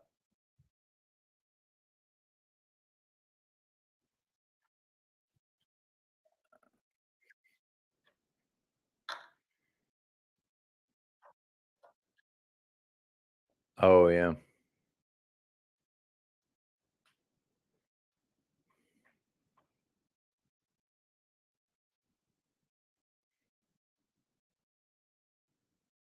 My stream. Oh my God. Wait.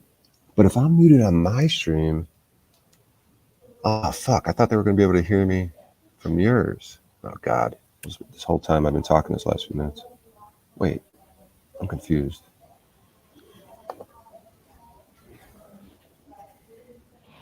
Ben. So if I unmute, I thought if I unmute both that it would cause some issue, but I guess not. So I guess I've been muted on mine for a minute or something. No, you got audio over there. Yeah, I guess now because I just unmuted it, but I don't know. Yeah, because I figured it would have to. If they were able to hear you, I mean, you know, your panel while I was restreaming it while I was muted on my end. Like, you know. Yeah, I don't know. I'm getting lost in the matrix again, dude. Yeah. Exactly. All right, bro. I'm gonna get out of here and try to get this job on time. Dan. Yeah, good work, man. Salute you, dude. Thanks, sir. Been putting your channel in the link for people to. Even though I've been scared that Thanks, brother. You and I'll have no numbers. Come on, man. You steal all my. Come on, man. Steal my customers. Nah, it's all good, bro. We're a team. They love us both. So every time I see your live, I shout it out. So I appreciate that, man. Thank you for the love, dude. Yeah, man. Yep. All right, man. Have a good All right, day. dude. All right, I'll see you later, brother. Take care. Yep.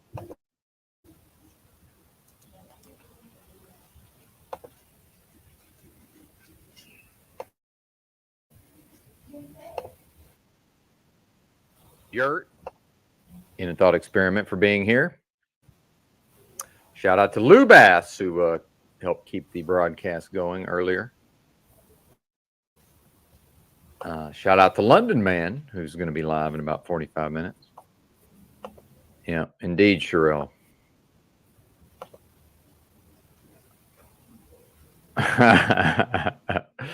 Good to see you, Snafu. How are you, brother?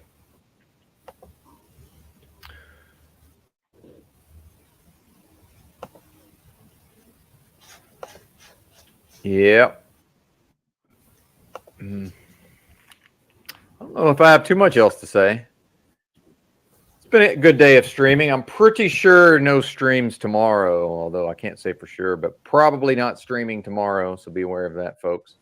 Then maybe Monday while I'm driving, perhaps. It's going to be a possibility. I'm probably rolling out of the motel around 8 a.m., I suppose, probably. I would leave way earlier, but I must check out of the room and get my $100 cash deposit back. Looks like Paul's live in 25 minutes.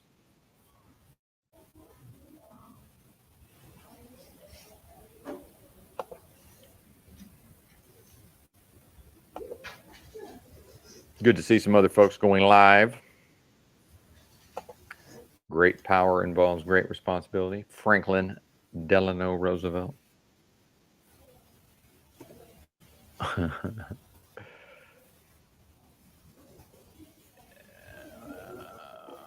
Paul said it all.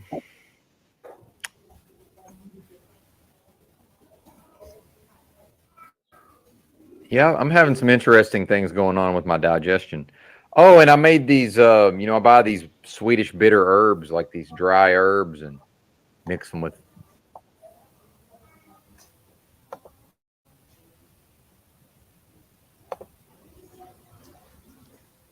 All right, guys. I'm gonna get out of here. Much appreciated, for real, for real. I gotta go to work. So I'll see you guys on Paul's stuff probably in a little bit, and I'll see you guys tomorrow in the morning, huh? Keep this train rolling. You guys are all right, man. I don't know where you're from and what you're doing later, but I might just show up. I might show up knocking on your door. So stay black, stay fresh, stay clean, stay awesome. I'll see you guys later.